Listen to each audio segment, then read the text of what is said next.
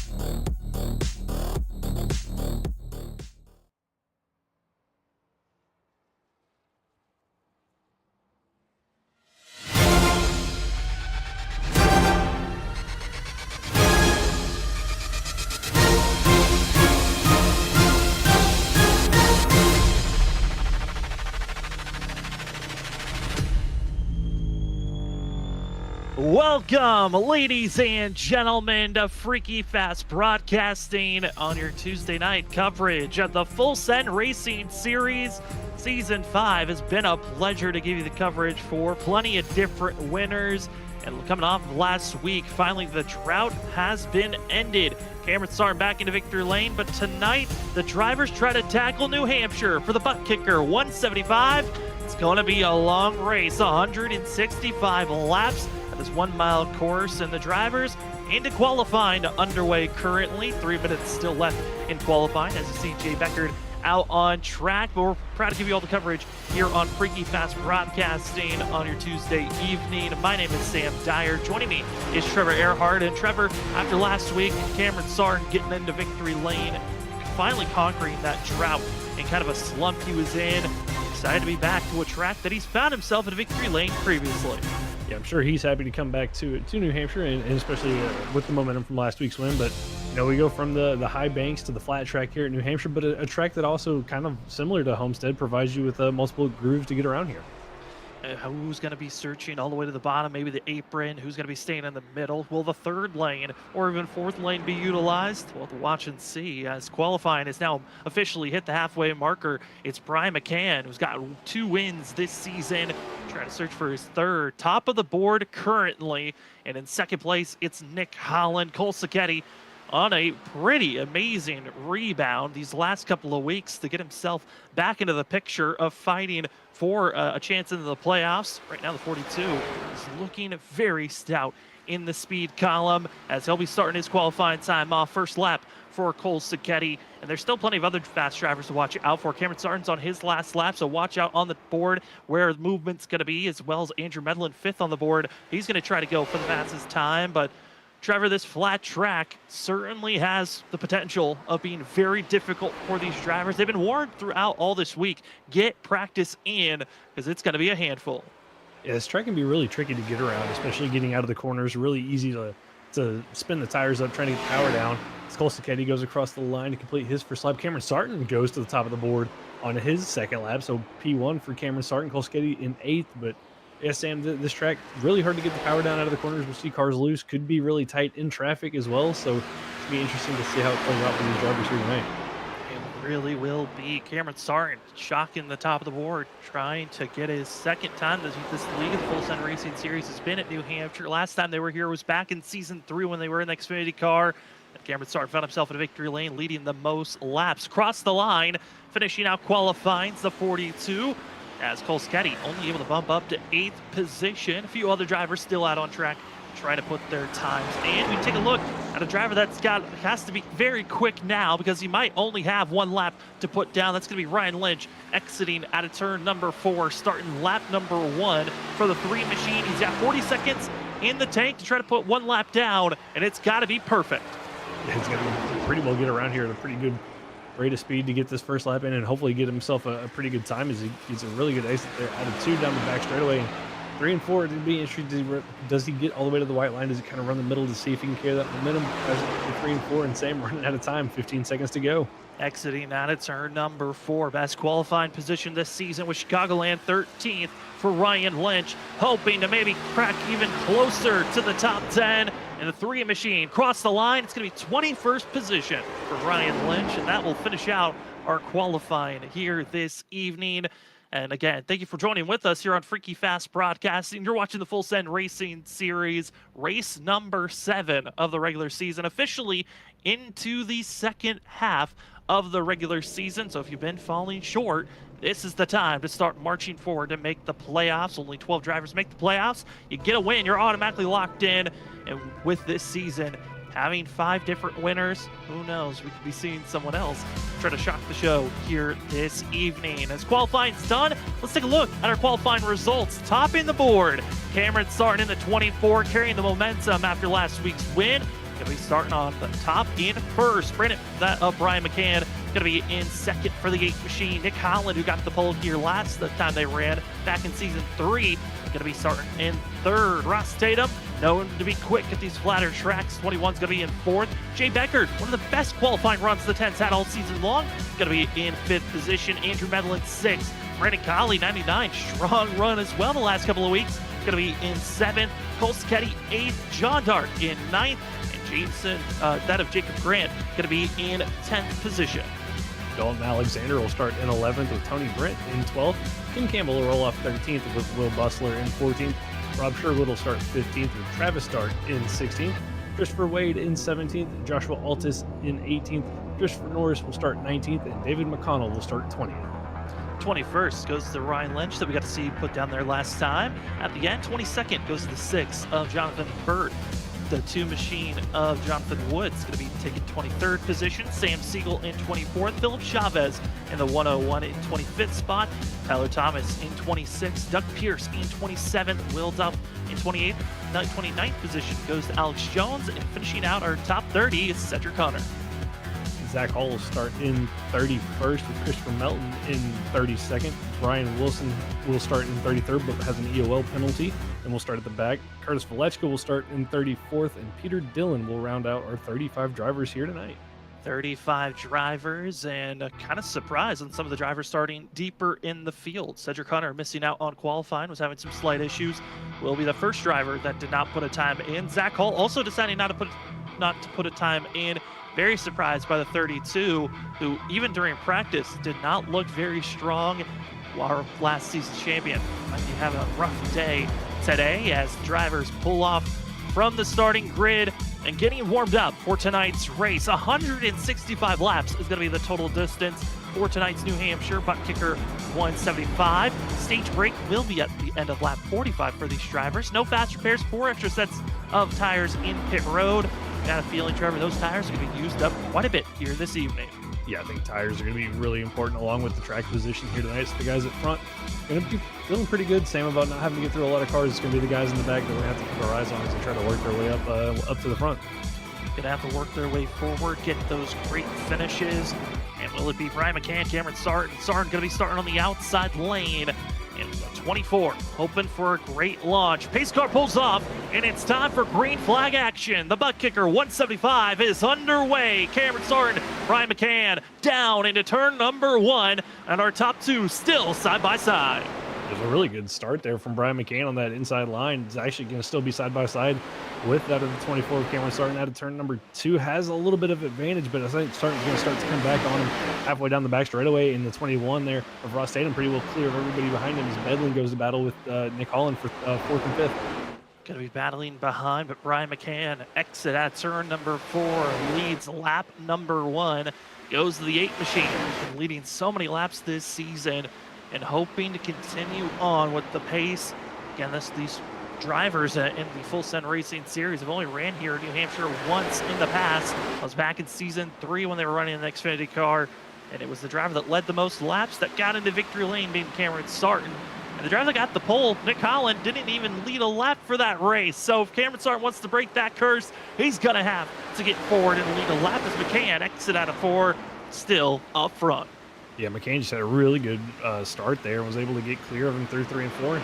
Maybe a little bit of a lesson learned there from Cameron Sarton next time if he gets to restart in the lead, maybe not taking that outside line as it didn't look like it quite worked out for him. But top 5, 6, pretty well all single filed out as we get the Brian McCain cam here. And even going down the straightaway, Sam putting a little bit of wheel work into that machine.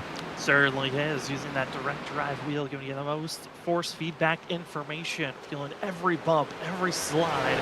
You have the sensation of how this car is reacting to the purest sense as the 8 machine still up front working the wheeling, showing that this track, how flat it is, still got to be working the wheel as smooth as possible. As we ride on the roof cam of the leader, talking about how you have to be easy off the exit. Keep the speed and momentum, but you don't want to overuse those rear tires. No, it's really easy to just try to get into the throttle as soon as possible, getting up off the corner. Really easy to drift up into the outside wall by carrying too much speed or just spin it out if you get too greedy with the throttle. But McCann doing a really good job looking really smooth here in these opening laps. Very smooth indeed. And talking about the different lanes you can utilize, staying a full lane off that yellow line seems to be the comfort zone for this 8 machine. Other drivers running pretty similar positions, others running about a groove higher, some trying to go even lower off the exit of the corner. Interesting to see how the drivers are going to be developing throughout tonight's race. As we look back at the drivers that are battling for 9th, 10th, this is where the cluster of side-by-side driving is going on. At 5 of John Dart trying to scoot his way forward away from Ken Campbell and Dalton Alexander. Yeah, trying to work his way up through the field and see if he can move up a little bit, but it's going to be Alexander side-by-side with Campbell. Campbell trying to move up from where he started a little bit deeper in the field, going to battle with that 37 machine, and Alexander trying to hold him off, but looks like Campbell has the advantage here down the back straightaway. Going to dive it down here into 3 and 4, and almost thought about, looked like he was going to think about making a move to the inside of John Dart there in the 5, and he's going to have to fall in line. He clears the 37 coming out of turn number 4. Thought about it, but the exit of the corner, John Dart almost destroying the outside wall for the 5 machine. Trying to be careful. The exit of the corner can be very treacherous if you're not careful. It's a little bit over a mile course. It is so tricky at times when you're trying to get the exit of the corners, find where the max rotation is. And right now, Ken Campbell trying to still move his way forward up 2 spots and tied with some of the biggest movers of the day. We got a couple of drivers up 2 positions, not a lot of movement in the track position gains in these first 7 laps. Yeah, a little bit surprising. Typically, it's the best time to get these positions is when you're all stacked up on top of one another on these restarts, but it looks like everybody's taking it a little bit cautiously here in the opening laps. And same we've seen in the last couple of weeks in the first couple, the early parts of the run, we've seen a couple of big wrecks. So these guys may be taking a little bit calmer approach here this week.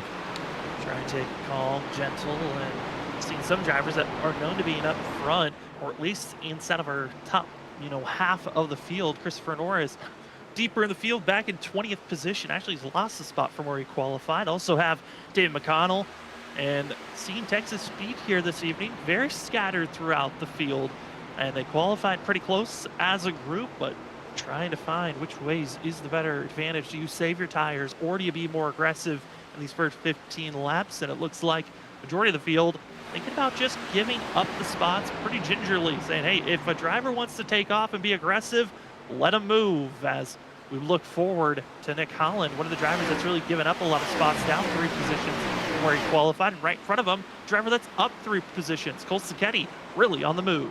Yeah, not surprised to see Cole be aggressive. It kind of seems to be his go-to this season, is be aggressive a little bit early on and then kind of calm it down as the run progresses, and hopefully the tires have stuck. It worked out well for him last week at Homestead there for a little while, until Cameron Sarton finally was able to get up there and do battle with those guys. But right now, up a couple spots and trying to run down that 12 of Andrew Medlin. Medlin, another driver that's up a couple of spots, up 2 from where he qualified. Side by side, going to Grant Ken Campbell. Campbell in the 15 inside lane, trying to make even more passes, trying to keep with the pace of Cole Sacchetti, who's been making passes forward in the 15. Better exit out turn 2. It's by Jacob Grant in the 19 machine, and with that pass, putting Ken Campbell inside of the top 10. And that's where you want to be at the end of our stage break, end of lap 45. Yellow flag will be thrown. Top 10 drivers going to get themselves stage points, where first place get 10 bonus points, second gets 9. It continues to dwindle down a point per position until you get to 10th place, where there's just 1 bonus point to be grabbed, but very crucial bonus point for the way that everything is starting to look at the bubble position of our points. Yeah, every point, Sam, going to be crucial for these guys moving forward to get to these playoffs. And you want every little bit that you can get. And Campbell right now sitting in that pretty spot, but there's plenty of drivers behind him. I mean, Jacob Grant sitting there, Grant, Travis Dart back there, all drivers that are going to want these stage points, especially for somebody like Tony Grant, who already has a win. More stage points for him could be crucial in those first couple of races in the playoffs. Could be massive to gain for himself, as the field 13 laps in of 165 against stage break at the end of lap 45. So it's starting to chip away, inching closer and closer to that halfway marker for these drivers. And we're seeing a lot of single file racing. It's seeing the 15 kind of initiating a lot of the passes up front as he's trying to make his way to catch up to Cole Sacchetti. But Ken Campbell qualified 13th, and obviously based off the pace we're seeing right now, felt like he was much faster than where he qualified. Yeah, I mean, definitely looks like he's a lot faster than these guys, and taking a little interesting approach to it. Really dives in and then kind of drifts up to the door of the car on his outside and kind of keeps them from pinching him down to the bottom. He's right in front of him. Brandon Crawley going to battle there with the 10 of Jay Becker. He's going to get that position cleared, and it's going to allow Campbell to kind of use that opening to try to get to the inside. But Becker running that kind of third groove up there trying to get a better run off. He's going to hold off the 15 for now. Criticality 99 machine trying to stay inside of the top 10, looking for his third top 10 finish of the season. His other top 10 finishes was a 7th at Michigan and last week 9th at Homestead. Trying to find that good rhythm, trying to get back into a fight for a playoff berth. Might have to be a win to get into this fight. As you see other drivers on the charge, 19 Jake Grant kind of starting to see this train building up of drivers trying to pick and choose how to make these passes. If you're being a little bit passive, letting the race come to you, or maybe you were too aggressive in the beginning runs, 16 laps in, might be seeing a little bit of that swinging on the pendulum of who was waiting for this middle to end of this run that we're in currently. Yeah, it's going to be interesting, really interesting to see how the run progresses and how these drivers are going to attack it. New Hampshire, really one of those tracks that getting passes done can be a little bit difficult to do. I mean, Ken Campbell's definitely making it look a little bit easy as he got around another driver there through 3 and 4, but typically here, passes hard to get done, especially on that inside line with the ability of the outside driver to pinch you in.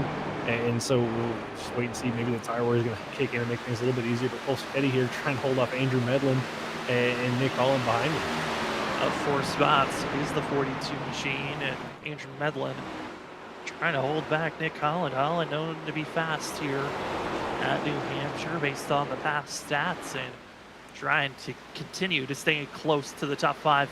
Battle is the 13. Andrew Medlin, though, having a solid season so far for himself, not worrying about points too much, as coming into tonight 8th in points, plus 27 over the cut line. Trying just to have consistent, good runs to stay ahead of the likes of Joshua Altus, Cole Sacchetti. Sacchetti with this run could be putting him even closer to that cutoff marker, which right now that bubble driver would be Ryan L. Wilson, all the way down deep in the field in 30th position. So no bonus point to be grabbed as Nick Holland, a bad exit out of 4. Yeah, Holland there with the bad exit, going to back up a little bit from this battle, but Cole Sacchetti trying to do a recovery run after a bad couple of weeks that he had prior to that Homestead race where he got caught up in some incidents. So definitely trying to get closer to that cutoff line with Wilson having the end of the line penalty at the beginning of this race and looking like he's going to be in for a long day. This could be huge for that 42 machine if he can get good stage points here and a good finish. Other news also talk about Chris Stitz not being here tonight. How is that going to influence the points moving forward? As talking about moving forward right now, Christopher Norris trying to finally make that move forward. He gave up some spots and now able to make the pass by Christopher Wade, moving up 1 position from where he qualified. And those small little moments of chipping forward or 20 laps into the run, as again, stage break at the end of lap 45. So the drivers still have plenty of racing to put down, but track position, Trevor, this might be the best time if you're deeper in the field. Just grab what you can. Yeah, grab what you can. Hopefully you saved a little bit of tires at the beginning, and like Christopher Norris, like you mentioned, on giving up a couple positions. Maybe now this is the time for him to get those back as he tries to go chase down the teammates of Rob Sherwood and Joshua Altus in front of him. I think Will Bustler up there in the 1, but it's going to be interesting, if he can get up there and get that done, Sam, or if this is, it's just going to be one by one as they come back to him. And looking at the teammates of Will Bustler, Rob Sherwood, and Joshua Altus, Sherwood and Altus trying to get by Will Bustler the best that they can. And Sherwood in the 22, I was expecting a lot here tonight. Came in as the driver that led the second most laps 2 seasons ago, and now the 22 finds himself mired in 16th position. Still a lot of work to get moving up front, but looking at the lap times, it's been very much patience for the 22. Not trying to force the issue at all. Is that of Rob Sherwood? Yeah, Sherwood's one of those drivers, we know he's got the speed. I think just he's been a little bit over aggressive at points this season, been caught up in some incidents throughout the course of the season as well. So not surprised to maybe see him take it a little bit easier, take it as it comes to him as he tries to find a way around this one of Will Bustler. You can just see he gets a little bit better of a drive off the corner here out of 4, but just not enough momentum to really get to the inside. He's going to take a dive here into 1 and 2 to try to get this pass done, but just thinks better of it and continues to fall in line. Falls in line, but at least still trying to move forward, and they're trying to catch up to the driver of Travis Dart and Tony Brent. Brent closing in on the part-time Texas Speed driver of Dalton Alexander. Alexander known for being fast in the 37 machine, but the 28, he's been finding a lot more consistency for Brent. After he got his Daytona win to start the season off in incredible fashion, Kind of had a rough couple of races, but the 28's been finding that new groove now as we're hitting the halfway marker of the regular season. Yeah, not a bad time to start finding that groove either. There's almost a little bit of contact behind them between Sherwood and Bustlers. There was a slide job going on behind them, but yeah, for Brent, not a bad time to start finding that momentum after that Daytona win, and hopefully he can carry that momentum that he's gaining into the playoffs. Hoping so, as Brent's had 2 top 10 finishes the last couple of weeks. Side by side, it's Rob Sherwood taking the outside lane to get by the one machine. Will Bustler has to just let the reins drive on by, and as this group's been battling back and forth, it's now giving Christopher Norris a chance. 38's now into the pack, and based off the last couple of laps, Christopher Norris has been either 2 to 3 tenths faster than this three pair, and here we go. 38's trying to make the pass, very aggressive on the side draft on, trying to get by Joshua Altus. It's right on the back bumper, Will Bustler. Yeah, Bustler getting a good shot of this out the mirror, and it all kind of started with Bustler and Sherwood. And it was a slide job by Robert Sherwood into 1 and 2 that kind of got this whole group checked up and allowed Altus and Norris to really close in. And Altus had to get checked up behind the one of Will Bustler. That allowed Norris to his inside, and right now Norris trying to power up through the center of the corner to clear. That 94 machine is going to get that done here on the exit of turn number 2. Trying to gain any spots as possible. 20 laps to go before the stage is over. And Brian McCann still leading the way as Christopher Norris sets that pass up and now aims to run down the one of Will Bustler. And the gap for the lead, at one moment, it was over a full second. It is now dropped to 0.8 seconds as Cameron Sarton's trying to close in the gap to the 8 of Brian McCann. And top 2 have stayed the top 2. It's now in the 3rd. Ross Tatum 4th, Skolsketty, and Andrew Medlin in 5th. They haven't really gained anything on our top 2 drivers that have already caught up to lap traffic and are trying to still make their march forward. Yeah, caught up to the 44 there. Curtis Volechko put him 1 lap down, and kind of a similar situation to what it felt like last week there, Sam, with Cameron Sarton on this long run. Just lets everybody kind of drive out at their own little pace and slowly starts to reel them back in. But moving further on back through the field here, Zach Hall in the 32 didn't put in a qualifying lap here tonight, but up 8 spots from where he started, up to 22nd position, trying to run down the 53 there, Christopher Wade. Yeah, Zach Hall, looks like didn't qualify, decided to miss out on it, and now is our biggest mover so far of the race, and it's not even close. Next closest driver is 4 positions difference, which is Ken Campbell, his teammate in 8th place, up 4 spots for himself. But back half of the field certainly putting on a show as Alex Jones talked about drivers maybe using that yellow line or maybe even the apron. Well, that's what the 45 is doing in front of them. 77 William Duff getting very overzealous off the exit of the corner. Yeah, Duff was a little bit overzealous, but I mean, hey, Alex Jones using that apron, and that's part of the track that we've seen have success in other cars and in other leagues. And if you can get it to work, I mean, it's not a bad line to run. It's just the question of how can you get it to work. And right here, using that apron again to his advantage to try to get around this 9 of Brian Wilson. And Alex Jones, who's had some pretty decent runs the last couple of weeks of being inside of our top 15 here tonight. One of the drivers deciding that they did not have the best qualifying time that they were hoping for. The slowest of everyone that put a qualifying time in, and seeing those hands, trying to hold steady, stay low, but also has to be careful off the exit of the corner. Almost ran into the 9 machine of Wilson, who Wilson is trying to get a recovery run of minimizing any mistakes. And oh, caution flag waves, and it's massive calamity on the front stretch as plenty of drivers trying to slow down. And it's Jacob Grant, Tony Brent, massive collisions for themselves. And in a blink of an eye, this race went from calm, cool, and collective to utter madness between the lap car and lead lap driver making contact on the front stretch. What was that? You have to go back and see what happened there, but I mean, what was a good night going for Tony Brent there in the 28? We were just talking about, the momentum he was building up, and it looks like his night's going to be done early here, Sam, as we get a look at what happens. It's contact up in front of them with John Dart, and then the 19 puts him up into the outside wall, and it looks like Tony Brent just going to have nowhere to go in this, trying to get through this. Oh, it's Peter Dillon in the 27 lap down car that they were trying to get by, and heavy contact for Brent down into the inside wall. He'll bounce and scatter back up as Christopher Norris was hoping he could go through the hole. Instead, T-bones the 28, sends him scattering, and sliding across the front stretch. And the rest of the field trying to come to a halt to make sure that they've got plenty of space, no longer to be involved with that one. And a very odd situation and timing to have a wreck. And the driver's caught up with required damage, going to be Christopher Norris in the 38, the 28 of Tony Brenton.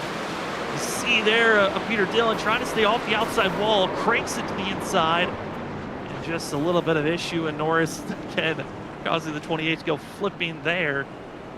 And with Dillon, Brent, Norris, all with required damage flags, their races might be done here this evening. But a bizarre, but a situation that can happen here at New Hampshire. Yeah, it's just one of those things when you're catching lap traffic and you're just an unfortunate situation catching them out of on corner exit. Kind of probably the worst place here at New Hampshire that you want to catch somebody is that you're trying to stay out off of them, they're trying to stay off the wall, and kind of one of those situations where they meet in the middle. But same where that wreck occurred, I mean, that could have been a whole lot, more cars involved in that than what we just had with those three cars. I think the big thing they can bless it on was the fact that we had a long green flag run that allowed everyone to be spaced out, so they had time to react. If you were further away, if you were close in the action, you really didn't have the time to react. But with this yellow, now puts us in a tricky spot as drivers have made the decisions for 7 not to come into pit road. The rest of the field, they're taking 4 tires and fuel. Rob Sherwood, as well as Zach Hall, though, taking track position, both taking 2 tires for themselves. Zach Hall moving up a couple of spots, now in 21st position, and also it's going to be Rob Sherwood up to 15th now for the 22. And not a bad call from those guys to go ahead and take 2 tires. I think the 4 tires is definitely going to be the better call here overall. But not a bad decision, especially where Zach was running, where Rob was running further on back in the pack to get a little bit of track position. But curious to see how these 7 cars are going to do, Sam, on these older tires against the rest of the field. How long are they going to be able to hold off a defense here with a restart here at about 10 laps to go before the stage break? I mean, this is going to be probably, if you're one of those top 7, you're banking that this race is going to kind of, for this rest of the stage, it's going to turn into a caution fest so you can keep your track position. Because if we go green from here to the end of the stage, which is at the end of lap 45, we are expecting all 7 of the drivers to get past, as the tire wear difference is going to be massive here to watch out for.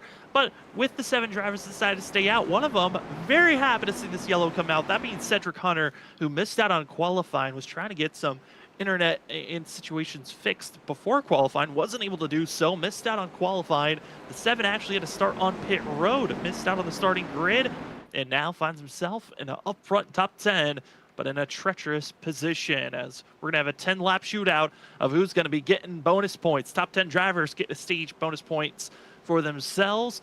And the yellow flag will be thrown at the end of lap 45, unless we get to lap 40, and between lap 40 and 45, there's caution between those laps. That will also count as our stage break. Drivers are stacked. They're ready to get rolling. It's Ross Tatum, going to be the lead driver, and then having Dalton Alexander, Christopher Wade, Ryan Lynch, Tyler Thomas, your top 5, ready for the green flag into the restart zone. And here we go, back to green flag action for the ButtKicker 175. Kind of a scattered start there for the field. You see kind of everybody in the further in the back of the field starting to fan out a little bit as there was a checkup about halfway through. The guys on hold tires trying to get up through the gears, but Ross Tatum with a great start as he holds off Dalton Alexander, who comes under pressure from the 53. There, Christopher Wade halfway down the back straightaway, but it's going to be new tires. Cameron Sarton in the 8 of Brian McCann. You're going to see trying to work their way through the field. And it's going to be McCann on the outside. Already got around 1, 2, 3, make it 4 cars just through 3 and 4 alone. The 8 is on a chart, and here comes the 24 to the inside. They needed a quick caution to come out if you were going to keep the track position. Instead, it will not happen, and the Hornets' nest has been rattled. We're 3 wide for most of the middle of the field as those older tires are just dropping back so quickly, forcing to be 3 wide, but there's going to be a quick caution. Zach Hall, Travis Dart, stuck on the inside lane. There's also a secondary spin that brings out a yellow with Cole Sacchetti. Yeah, Cole Sacchetti, I think, got in contact with the 22 of Rob Sherwood, and it kind of started with the 11, and I think the 99 got together off of turn number 2 that's caused the Sacchetti to spin out. Not sure what happened behind them, same with Zach Hall and those guys, but 2 different wrecks here in that little span. Looked to be out of Joshua Altus getting a clip into Travis Dart, and Zach Hall running into Travis Dart. That initially was what brought out the yellow. And then it was Cole Sacchetti and others after the fact that had their own separate incident. But here's what happened to the 26. Down into turn number 1. He's got the 94 trying to push and be aggressive, hoping to keep the momentum. And as they hit the center of the corner, you gas it up just a little bit. The car wants to push out, and there's the contact spinning out the 26. And Zach Hall nowhere to go. Instead, slams it into the inside wall, not wanting to have tried to start any damage, and instead ruins his vehicle as they get rolling. Yeah, the unfortunate part here about New Hampshire is that inside wall there through turn 1 really doesn't leave you a lot of room for error. And Zach Hall doing the right thing, spinning his car out so he didn't T-bone the 26 there of Travis Starr, but unfortunately for Zach, just noses it into that inside wall. And now it gives a chance for drivers coming to pit road and get some damage repaired, as there was a large grouping of drivers that now need to get those repairs. And if you were caught up in that first initial yellow, you can come in and get service done. And with the timing of this yellow, it now keeps us into what could be a 3 to a 2 lap shootout on who's going to be in the top 10, which with how fast we were seeing Brian McCann, Cameron Sarton, and others flying through the field with the other drivers that were on older tires, this is still going to be a very chaotic run that we're about to get ourselves into. Yeah, I think you're still going to have cars 3 wide, maybe 4 wide, as those guys on those older tires still continue to fall back through the field. Ross Tatum, Dalton Alexander, Christopher Wade, Ryan Lynch, Tyler Thomas, those guys, they work their way back through the field. But, I mean, they've got to make it probably 3-4 laps, Sam, if they can. I think if you're Ross Tatum, maybe Dalton Alexander, Christopher Wade, you might be okay here on this restart, or they're going to just get swamped. I really don't know. But the rate that Cameron Sarton and Brian McCann were coming through the field, I'd be a little bit weary if I were those guys. Yeah, not sure how they want to react here, but at least they know they've only got a couple of laps they have to worry about. But as we're under our second caution, gives us time to shout out some of the amazing sponsors that help out the Full Send Racing series to allow us to give you the coverage here on Freaky Fast Broadcasting, and as well gives great prizes to the drivers that get to race each and every week. Start things off with ButtKicker. Feel what you've been racing. If you want to experience the ultimate sim racing, remember to grab yourself a ButtKicker. Feel what you've been missing. Instead of just hearing the sounds, why not feel them? And once you get your ButtKicker, you want to make sure that you're set up for the next race you head towards, which you go to Next Level Racing. Get your Next Level Racing rig if they've got a cheaper end, a budget rig that you can purchase, or you can get the more expensive, ready-to-go racing rigs to help you feel more immersed and into the racing action. And once you get your ButtKicker Next Level Racing, some drivers want to become admins, or they want to help out with strategies. Well, go to Gersim Studios and get your button box today. Quality build to make sure that you can experience racing the way that you want to. In control through your black box, or if you're also trying to do race control, clearing black flags, or giving out yellows, the Gersim Studios button box can help you through it all. And as the drivers are stacked up and ready to go, it's time for us to get ready to get back to green flag racing. 2 quick cautions as we had the big, we can call it a bigger accident than what we were expecting, then a quick one. And now it's time to see how a quick dash to the end of the stage is going to give us. It's going to be a 4-lap shootout on who's going to be inside of our top 10 to get stage bonus points. Ross Tatum, Ryan McCann, top 2 drivers into the restart zone, and we're green once again for the ButtKicker 175.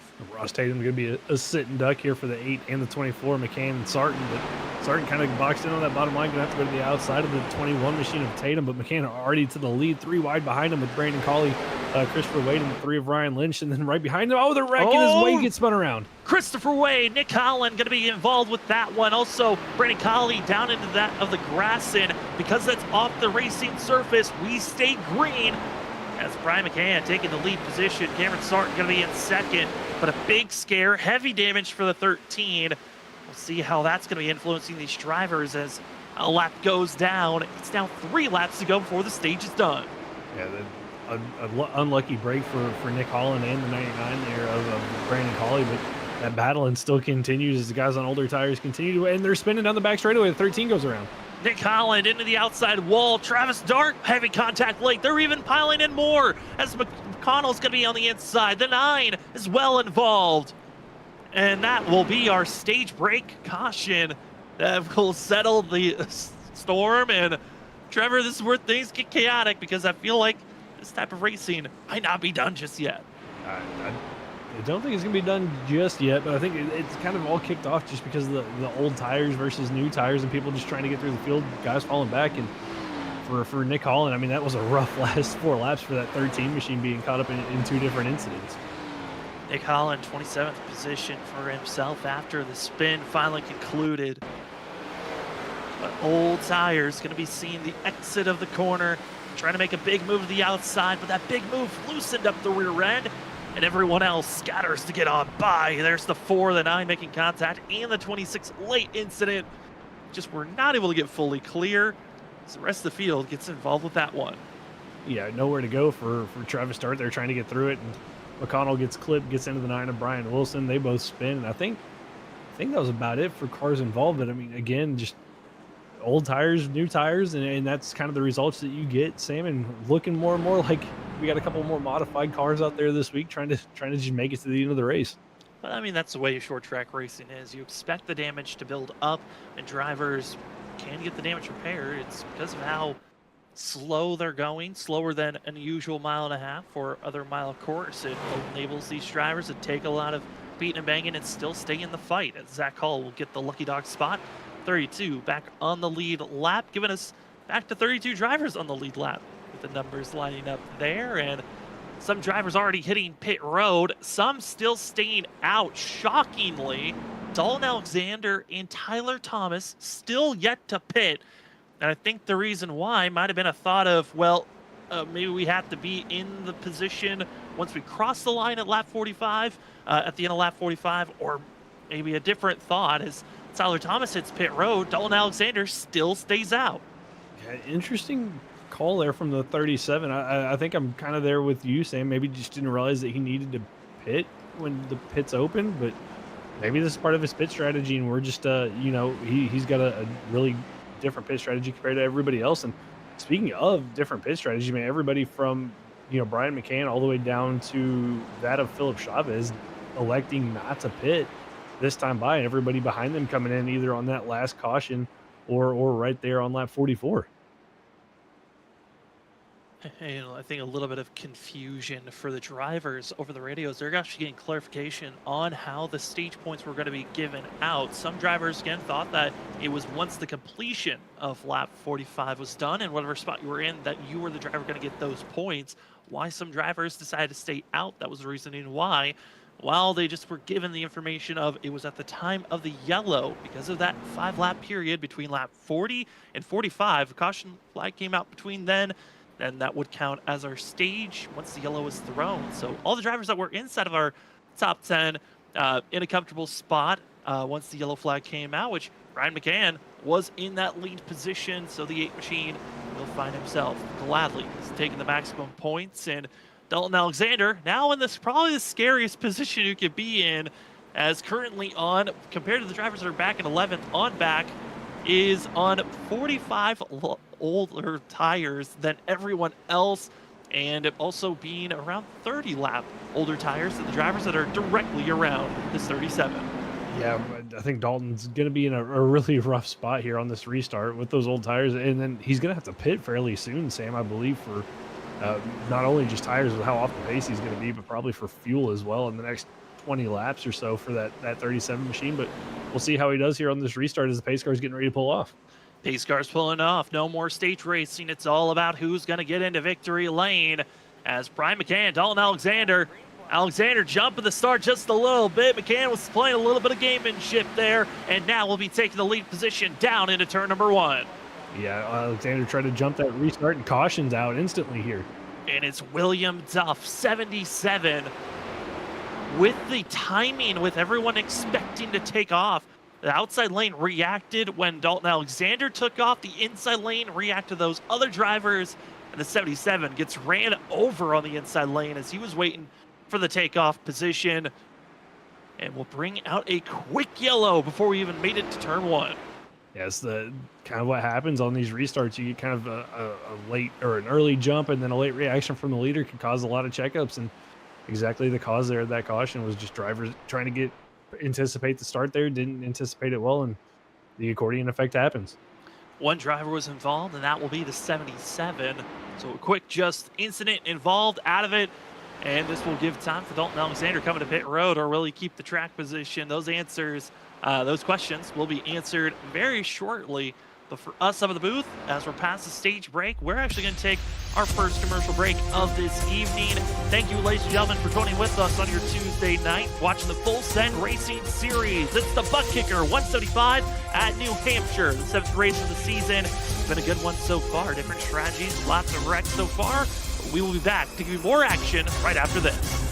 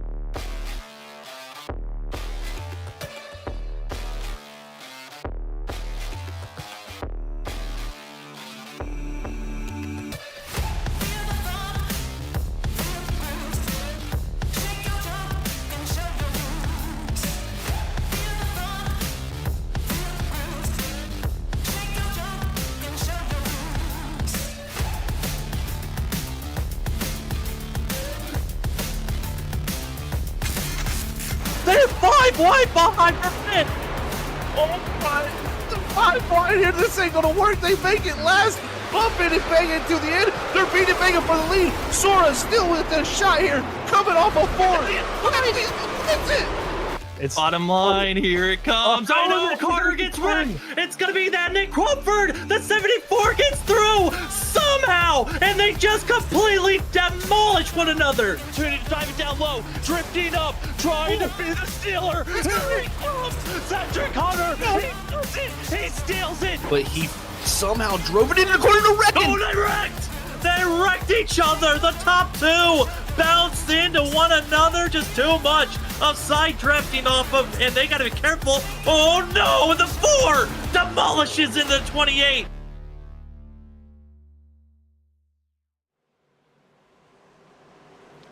Welcome back, ladies and gentlemen. Watch out for the restart. It's the 37 on the inside lane. Older tires. Rest of the field is already came in pit road. At least served themselves one set of freshies this race. And we're back to green flag action as the mayhem up front. Who can survive? It's a new grouping of drivers that are in the lead spot.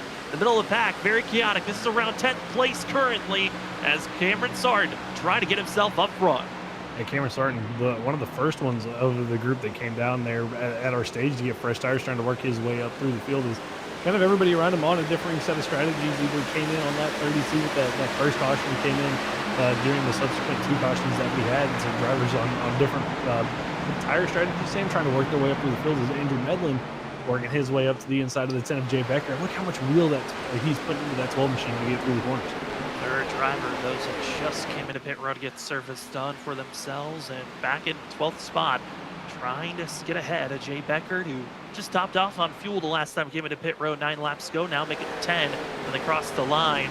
And it is clogging up on drivers trying to make some big moves. Speaking of big moves, let's go 3 wide. Cameron Sarton to the inside lane. Rob Sherwood going to be working the outside, and stuck in the middle. It's Sam Siegel once again. still. The 55 trying to hold on. You see a driver on the apron. That is going to be the 45 of Alex Jones. Still the only driver risking to go down to the apron. Hey, go where they're not, trying to make up some track position here as everybody's kind of stacked on top of one another, trying to work their way out on this restart. So why not use an available lane for you, trying to work his way forward. But I haven't really seen it gain much of an advantage, but hey, give it a shot. And if it's where you're comfortable racing, go ahead and run it. I mean, you're just testing things out on where you're going to feel the most comfortable for yourself, as out of line before the start-finish line. So it's going to be seeing Nick Holland going to have to serve a drive-through penalty for the 13. It's 3 wide once again. This time it's Philip Chavez. They're almost 4 wide heading down into the corner. This is all battling for 7th, 8th, 9th, 10th position. Dalton Alexander being the one driver, oldest tires on track, yet to come into pit road. This is 37, and on the outside lane, gotta be careful in the 8th place position. Yeah, he's going to be a rolling roadblock essentially for these guys working their way up through the field here as they try to get by him on those older tires. 3 wide again, this time with John Dart. Here comes the 10 of Jay Becker, the 22 of Sherwood, gonna have to fall in line. And I gotta say, navigated that fairly well, those guys did. But here comes another group. Becker gets a little bit of a shot from Sherwood going into the corner. Rob Sherwood giving a punch to the 10 machine's rear bumper, but they hold steady somehow. And I think it's because I was into the braking zone, the braking helping settle the rear end, even with the contact. And Rob Sherwood not giving up on trying to move forward, but he wants to get by the 10 machine. And we've seen some drivers have some issues with Jay Becker before throughout the season, and I'm curious if this aggressive driving is coming from past history. Yeah, not sure. I'm right there with you if it's coming from past history, but Sherwood definitely being aggressive here on this restart. Going to drive right here through the center of 3 and 4. Didn't drive up into the door of Jay Becker this time around, but here they go back down into 1 and 2, 3 wide behind him, but that gets sorted out rather quickly. But Sherwood continues to try to march forward, but going to fall back in line now behind the 10. He's got to watch out for Ken Campbell setting up. You see this grouping, though, and trying to move forward. Cole Sacchetti in this group, but massive rear end damage for the 42 machine as another driver bounces to the inside. That's Sam Siegel going into the grass for the 55 machine, but able to get back onto the racing surface cleanly, and will stay green as we go back to the Christopher Wade, Dalton Alexander fiasco. 3 wide once again as the 9 side by side with that 37. Yeah, Wilson there stuck to the bottom of that 3 wide action as, Alexander continues to free fall through the field on these older tires, but Wilson a little bit tight through the center of the corner, backs the 37 up a little bit more, but here comes the 45 of Alex Jones on that inside line trying to work his way through. Alex Jones, talk about his very unique driving style of going down into the apron. Once again, 3 and 4. It's where he's just feeling comfortable, I guess. I mean, sometimes we talk about if you're following everyone else, you're going to be stuck in traffic, and sometimes you have to try something different. Get that extra little bit of momentum, and you watch everyone else lose their speed. Cedric Hunter, one of those drivers that just lost some speed, and 7 having a very unique type of a race, having to fight his way forward after getting collected with some damage these last couple of incidences, and able to clear that 9 machine of Wilson. Yeah, a little bit close there for those two, but gets clear nonetheless, and now going to march forward, try to go pick off the 53 there, Christopher Wade. The 6 right there as well in front of them as they try to work their way forward here. Sam, and I gotta say, even for Cole Sacchetti, it's Jonathan Burton the 6, but for Cole Sacchetti in the 42, I mean, even with all that rear end damage, moving forward quite well here. Sometimes you talk about the short tracks or short track type courses, it gives you a chance, even with damage, still to be able to rebound and recover. This Ken Campbell, the aggressive dive bomb move to the inside, setting up, trying to get by Rob Sherwood. The 22 that was aggressive in the first stint of this run, now enabling the 15 to have a chance to fight side by side. As you look back from Philip Chavez's rear bumper, and you can see Ken Campbell still aggressively trusting the grip every time the 15 just sends it into the entry of the corner. Yeah, that's kind of what Ken did there in that first run before we got that caution that led to the couple of cautions in the first stage. We saw him kind of making the same moves, and there goes Sherwood. Oh, Sherwood off the nose of the 101, and there goes the yellow flag. It's the 22 machine. Heavy damage for himself. He's going to putter backwards and require damage blown engine. And just like that, Rob Sherwood hunting to gain positions to now into pit road, and his night most likely done as we hit the 10 laps to go window. Just not just a little bit over aggression there, trying to get that position. Saw Ken Campbell get it done, and then tried to just drive it down into 3 and 4. Car didn't stick, and then just turned himself across the nose there, the 101 of Philip Chavez, and hard contact to the outside wall for the 90 or for the 22. It was a little bit of error, quote unquote, arrow, also being finicky there for the 22, who thought he was going to be clear. Instead, it just launched him across the nose of the 101 and bringing out another caution here tonight. As the drivers hit pit road, the changing of strategies, this is what's been causing a lot of, I think, the issues and also the ability to make some big passes is the fact of drivers having such a different tire strategy calls. And that was something we touched on right before we went green to start the race off. 4 sets of tires in pit road to work with. And already some drivers have already used 2 sets of tires. They are left with 2 with 100 laps to go. Yeah, I think tires might play a big role in this, Sam, based off the kind of the split strategy here from these guys. And, you know, if you're Cameron Sarton, Andrew Medlin, and those guys, I think they've already used 2 sets. So coming down on this pit stop would have gotten them, or would have used their 3rd set, whereas Brian McCain and everybody else on only using now their 2nd set of tires. And only using their 2nd set now keeps you in the fight for a chance to go for a win or maybe some strategy calls later on. Rob Sherwood officially calling it a night. Not going to have time to get repairs done. Doesn't want to sit and wait. It will come back to next week's race where drivers unsure of how to set up for tonight's race. Well, how do you set up for a track that NASCAR doesn't go to on the regular basis? Heading to Spa next week. Road course racing going to be our next destination. I got to say, Trevor, next week's going to be a fun one to watch on how drivers in these Xfinity cars are going to be able to handle a track that's built for F1 cars. Yeah, I mean, the historic Spa racetrack, the elevation changes, the speed, and all the different types of corners that it's going to throw at them next week. It's going to be a lot of fun to watch those guys. You take these heavy stock cars around a track that is designed for the lightweight, high downforce Formula One cars. Going to be seeing drivers, how do you handle, and it's going to be a fun one. Don't want to miss it. Next week, going to be that of the Gersim Studios Grand Prix 130 at the Belgium Grand Prix course at Spa. Going to be a good one to watch. But tonight, we are now less than 100 laps to go in tonight's race for the ButtKicker 175. And we got one more sponsor that we want to shout out, and that's going to be On the Throttle Podcast. On the Throttle Podcast, sponsoring William Duff's 77 machine, but also helping out here at the Full Send Racing Series. And if you'd like to go check out on the great conversations that the On the Throttle Podcast has, we'll head over to Spotify and as well other podcast channels to go check out what they have, and head to their Instagram to make sure that you're updated on when the next episode of On the Throttle Podcast is uploaded. Thank you to all the major sponsors that help out the Full Send Racing Series. As Cameron Sarton and Andrew Medlin going to be our front 2 drivers. Our top going to be 7 deciding not to come into pit road. Everyone from 8th on back did. Looking like shades of when our stage break was over on drivers that stayed out compared to those that didn't. Expect to see Brian McCann get very aggressive on trying to make these passes as soon as possible. Pace car into pit road, and the ButtKicker 175 is back underway. Yeah, great start there from the 24 of Cameron Sarton.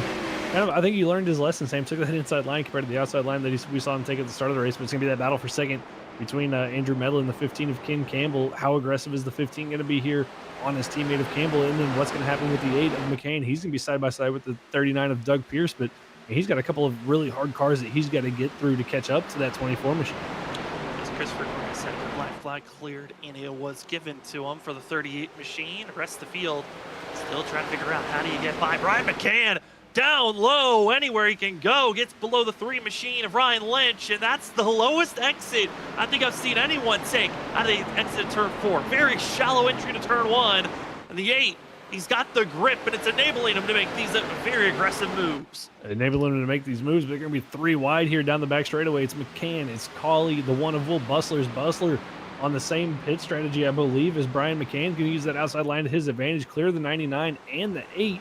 But now going to get held up behind the 11 of Tyler Thomas, and right there with him, the 94 of Joshua Altus trying to follow suit with these quicker drivers. I mean, Joshua Altus, the 94 machine, just feels like tire strategy calls mid-race is what keeps the 94 in these positions of some good finishes. As another squeezing side by side, it's going to force the 11 and Tyler Thomas the outside lane. It's Will Bustler now in the middle, and like you said, the 1 and the 8 machine on the same exact strategy, both just pitted under this last yellow, trying to make this march forward as cleanly as they can. Other drivers going to be swamped as Collie moves backwards, but it's all Cameron Sarton trying to pull away from the rest of the field. Yeah, Sarton's trying to drive away from everybody behind him, but here comes those new tires. Collie under pressure from guys on the newer tires as well, as he's got John Dart there, along with Jay Becker, Cole Sacchetti, Ryan Lynch falling back with him, Jonathan Woods in the 2, as those guys try to get up through the field, get past these older tires, and John Dart and Cole Sacchetti clear, and here comes the 53, Christopher Wade trying to get clear as he's battling with the 9 of Brian Wilson and the 2 of Jonathan Woods there. And as they continue to battle back and forth up front, now up to second, it's Brian McCann, who's now about a half a second away from getting up front, but another spin, it's the 101, and other drivers piling in late, causing even more calamity after the yellow's thrown. Chavez involved there in the 101, looks like the 77 of Duff also involved, and not sure who the third car was, but Chavez is trying to get that 101 machine spun around. And now, Sam, the question is, if you're Cameron Sarton and those guys that didn't pit the last caution, do you come in this time by? Very bizarre incident. I think you might have to come in this time by. And the other driver's got a couple of laps, but here's the thing, hitting the wall, and usually you see someone hold the brake, but he just lets the car continue to drift up into oncoming traffic. The driver with no front bumper or hood, just Christopher Norris, he's trying to figure out where to go, can't figure out if the 101's even going to take off, doesn't, makes contact. Jacob Grant, after the initial contact by the 38, which sends the 101 spinning and back down and right in front of the 77 of William Duff, and collecting 3 of extra drivers that really shouldn't have been involved in that incident. Yeah, that was just bizarre. It looked like Chavez, had it got loose off the corner, had it locked down, and then just rolled, like you said, just back up into traffic. Norris nowhere to go, and then sends him down to the inside line, and Duff had nowhere to go. I think Jacob Grant actually got stopped and didn't get involved in that, which if he did, hats off to him, because he had nowhere to go in that incident, but just a really bizarre wreck there on the front straightaway. A completely bizarre wreck, and with this incident, we are going to take another commercial break for ourselves as we are marching the halfway marker, as this field has been getting themselves prepared and set up for this restart. Plenty of drivers hit pit road, still having Cameron Sarton up front. It's the ButtKicker 175 here at New Hampshire. We will be back right after this.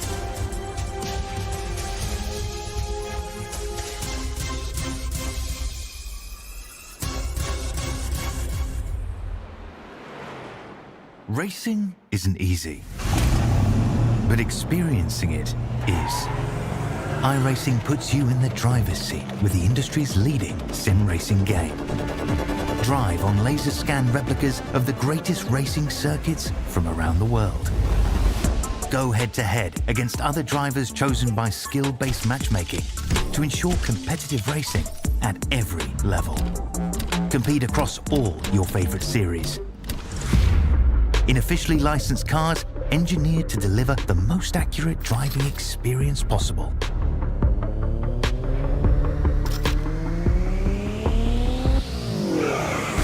Join a race or host your own with players from across the globe. Race against the computer or in a league with friends. Feel the thrill behind the wheel. Visit iRacing.com.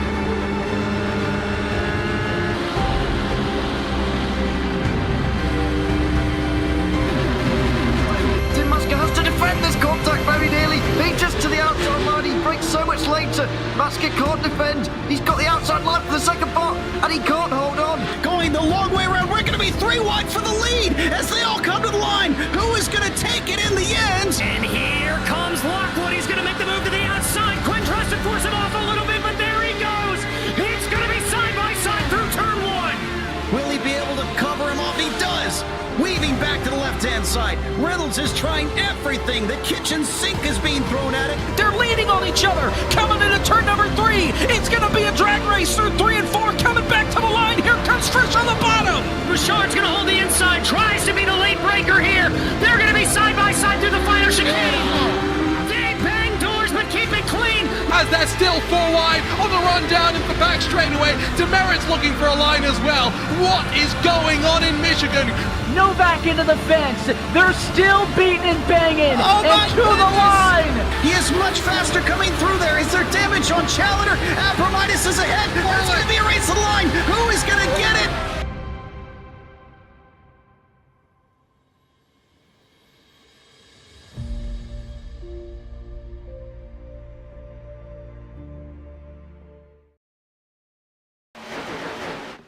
Welcome back, ladies and gentlemen. Brian McCann taking the lead as we're back under green flag conditions for the ButtKicker 175. Race number 7 underway for the Full Send Racing Series. My name is Sam Dyer. With me is Trevor Earhart, and the top 2 feeling comfortable and confident, but it's everyone from 3rd on back that's starting to get a little bit frisky as Joshua Altus trying to hold off Ross Tatum, Ken Campbell, as the rest of the field trying to make their way forward.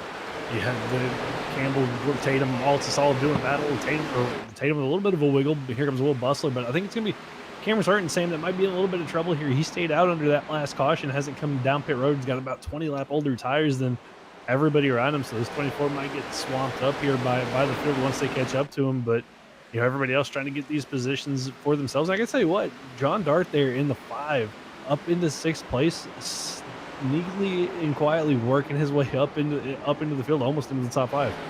And also in cracking into the top 10, the 9 machine, Brian L. Wilson. I mean, that 9 machine caught up in a couple of incidences earlier in this race and is inside of the top 10. Not a bad run for himself. Andrew Medlin, Ken Campbell also joined with Cameron Sart on the fact that they could be getting swamped. Old tires for the both of them. And Campbell's doing his best to hold off this field on the outside lane as Jay Beckard and others inside of our top 7 try to just pull away as fast as possible. Just trying to pull away, get away from the chaos as much or as quickly as they can. It's going to be Wilson looking to the inside, and that car you saw in the apron, that's the 45 of Alex Jones. He's worked his way up through the field with that unorthodox driving style as he tries to go fight back there with Brandon Cawley and the 7 of Cedric Hunter. But Wilson looking for a way around Ken Campbell. Just going to have to fall in line, though, as looks like the field's starting to get their way sorted out, except for this battle back here with the 45, the 99, and the 7. It's more impressive in the fact that Alex Jones isn't just losing the rear end every single lap, continues to run that apron line, and it's working out for now. For how long is that advantage going to be? And those first year tires, oh boy, Trevor goes way high. That's Tyler Thomas with a big shunt off the middle center of the corner and able to keep it off the outside wall. The 11 will fall back to 18th place, and now under fire from the 2 of Jonathan Woods. Yeah, that little mistake there going to cost the 11 a lot of positions and a lot of momentum here. Is Woods looking to the inside. Here's the 32 of Zach Hall, who's trying to recover after his little spin that he had, trying to avoid the 26 of Travis Dart, sent him to the inside wall.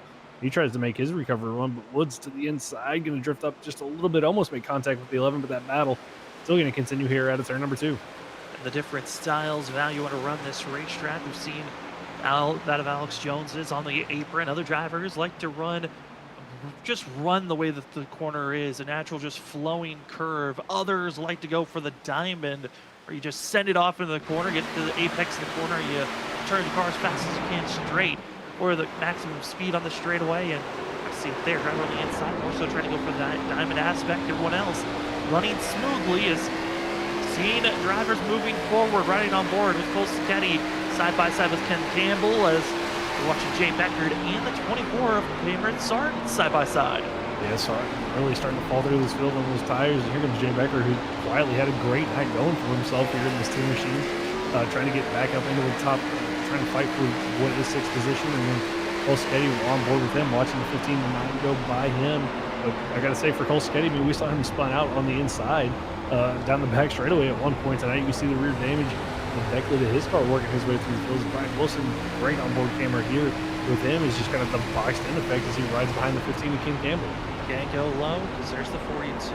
Has to stay high and trusting that Cameron Sarton and Ken Campbell will move forward. It's going to be hard to trust the 15. Old tires versus everyone else that's on newer sets. And you're just banking on someone on the inside to make a mistake. Give the opening that's necessary and get right on that front bumper on the entry of the corner of the 9.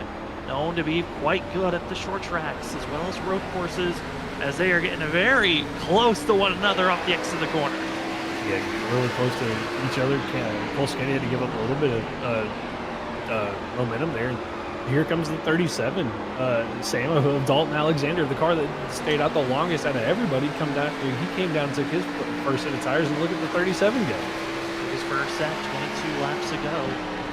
Still in the fight. Inside it now, cracking into the top 10, getting by Cole Sketty, Cedric Hunter, and others. Right now, driver, if you look at the freshest of tires, drivers that fit on our last caution, Brandon Colley in the 99, and as well Ryan Lynch, going to be those two drivers that have fresher tires than everyone else, about a 7-lap advantage over the group in front of this 99 machine. Yeah, I think for those two, it's going to be bide your time and try to get through this traffic as quickly as you can, but also with not burning your tires up. So just kind of wait for them to make a mistake, get around them, and then see how this is going to play out for you. As Becker gets a little bit tight there, he almost drifts up into Cole Sketty in front of them, and then Brandon Colley had a little bit of a moment that almost allowed the career of Ryan Lynch to get to his inside. His Colley looks for a way around the 12 of Andrew Medlin. Trying to get by just yet. It's 99 inside lane.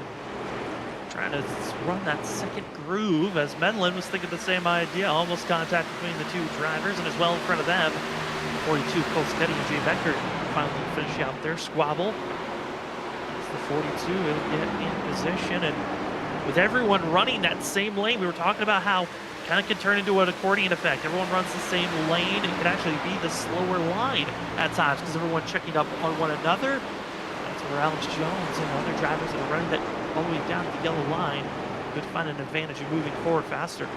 Yeah, I mean, that's just kind of that's what kind of makes New Hampshire kind of fun is the differing lines that you can run, but also at the same time, if everybody's trying to run that preferred line, which is kind of that middle line where you basically see everybody, it does create that accordion effect, which could lead to drivers getting run over and some cars getting spun out that we've seen already over the course of the night. And let's see the 28. That's going to be Tony Brent, who had an amazing start to the race that fell apart very quickly under our first caution of the day, and the 28 now just out on track. Finally got his repairs done and is puttering back into 32nd position, trying to do as many spots possible. Dalton Alexander, teammate of Texas Speed, part-time driver of this season, up to 9th, now setting up for the pass for 8th, but we move forward up. Talk about John Dart, the surprising run for the 5 machine in 5th place, still running well and in a fight with the one of Will Bustler's. Cameron Sarton's closing in on this battle. Yeah, I mean, I was looking at practice times earlier, Sam, and John was up there in practice times, didn't have the greatest of qualifying runs for himself. I say that, qualified at 9th, so it was inside the top 10, but, you know, quietly just fell back a little bit there at the start, and now working his way through the field here is the 101 of Philip Chavez, stopped there on the apron of turn 1. I think he was trying to get back out on track and letting the field go by, but John doing a great job here, trying to get to the outside of Will Bustler here and use that outside line to his advantage down here in 3 and 4. That was a very risky spot for Philip Chavez. Like I said, just left pit road and just parking it there. Could have actually brought out a yellow, but luckily it didn't, allowing us to stay green. Allowing John Dart and Will Bustler continue this fight for 4th place. It's Cameron Sarton looking at this grouping. One of the fastest drivers in this group of 4 in the shot that you see. The 24 trying his best, but yellow flag comes out. And trouble for the 19 of Jacob Grant, and as well Doug Pierce going to be involved in this one. Unfortunately for Jacob Grant, avoided the last caution that we had. I don't think he, not so lucky here this time around for himself. And then for Doug Pierce, I mean, was up inside the top 10 at one point here tonight, Sam, and then caught up here in this incident. And it's another one of those exit at turn 4. Just cranking the wheel, trying to stay off the outside wall, and there's a driver here inside, and flip, spin, and away they both will go. bring out another caution. It'll be our 7th of the day here tonight as get the replay up. Going to see the 19 Jake Grant on the outside trying to stay off that outside wall. Breaks it back in. That little extra turn to stay off the outside wall. This will get Doug Pierce spun around. Yeah, I think Grant got a little bit loose, had a lot of wheel into it, and then when it finally got a little bit of traction there or off of 4, it snapped back on him and tried to keep it off the 39, but that's just part of racing here in New Hampshire. Same, you got a lot of wheel in it trying to keep it off that outside wall, and it finally just snaps back at you, and nowhere for the 39 of Doug Pierce to go. It looks like the whole field going to come down pit road this time, looks like Ryan Lynch going to be one of the few cars to stay out. Ryan Lynch might be trying to go for a lap lead by staying out an extra lap. But everyone else, like I said, into pit road. This is going to put equal footing back out on track. And this, I think, for most of the field, if they want a long green flag run, this is exactly what they need. Everyone on equal footing. It's going to enable everyone to get into that space they were at when we started the race and had one of our longest runs of the night. Yeah, I think this will be the first time since, I believe, lap 36 when we had our first caution, or 32, somewhere around 32, 36, that everybody's been on, essentially apart from Ryan Lynch, have been on the same tire strategy. And this is going to help out the field. Again, a chance of maybe some great green flag racing, but the other side of things, this could be just making people feel a lot more stressed and dramatic moves. Moves could be set up as we've got 70 laps to go when we cross the line. And Ryan Lynch staying out, the 3, not going for just the lap lead. Looks like he's going to be trying to stay up front and see how this is going to work, having a 22 lap disadvantage to the rest of the field. I mean, it worked out okay for Cameron Sarton. I mean, he was right there battling with John Dart and Will Bustler, and that was the battle for 4th and 5th. And Sarton was on 22 lap older tires than those guys, but I mean, we've seen how fast Cameron Sarton's car's been on these long runs. Maybe Ryan Lynch hasn't shown us everything that he's got in that 3 machine, so maybe it works out as well for him. But based off what we've seen, Sam, over the course of the night, I don't think those older tires are going to be really well, going to work out well for Ryan here on this restart. No, this is looking to be kind of a sitting duck situation for the 3, but hey, we can see maybe a comeback out of this situation if we get some quick cautions and maybe some drivers have to make some emergency pit stops. You might not lose as much ground as you thought you were going to. Again, Ryan Lynch is more of a net gain for himself. Qualified back in 21st position and now up to the lead. And if he can finish inside of the top 10, top 15, it's a solid night for this 3 of Ryan Lynch.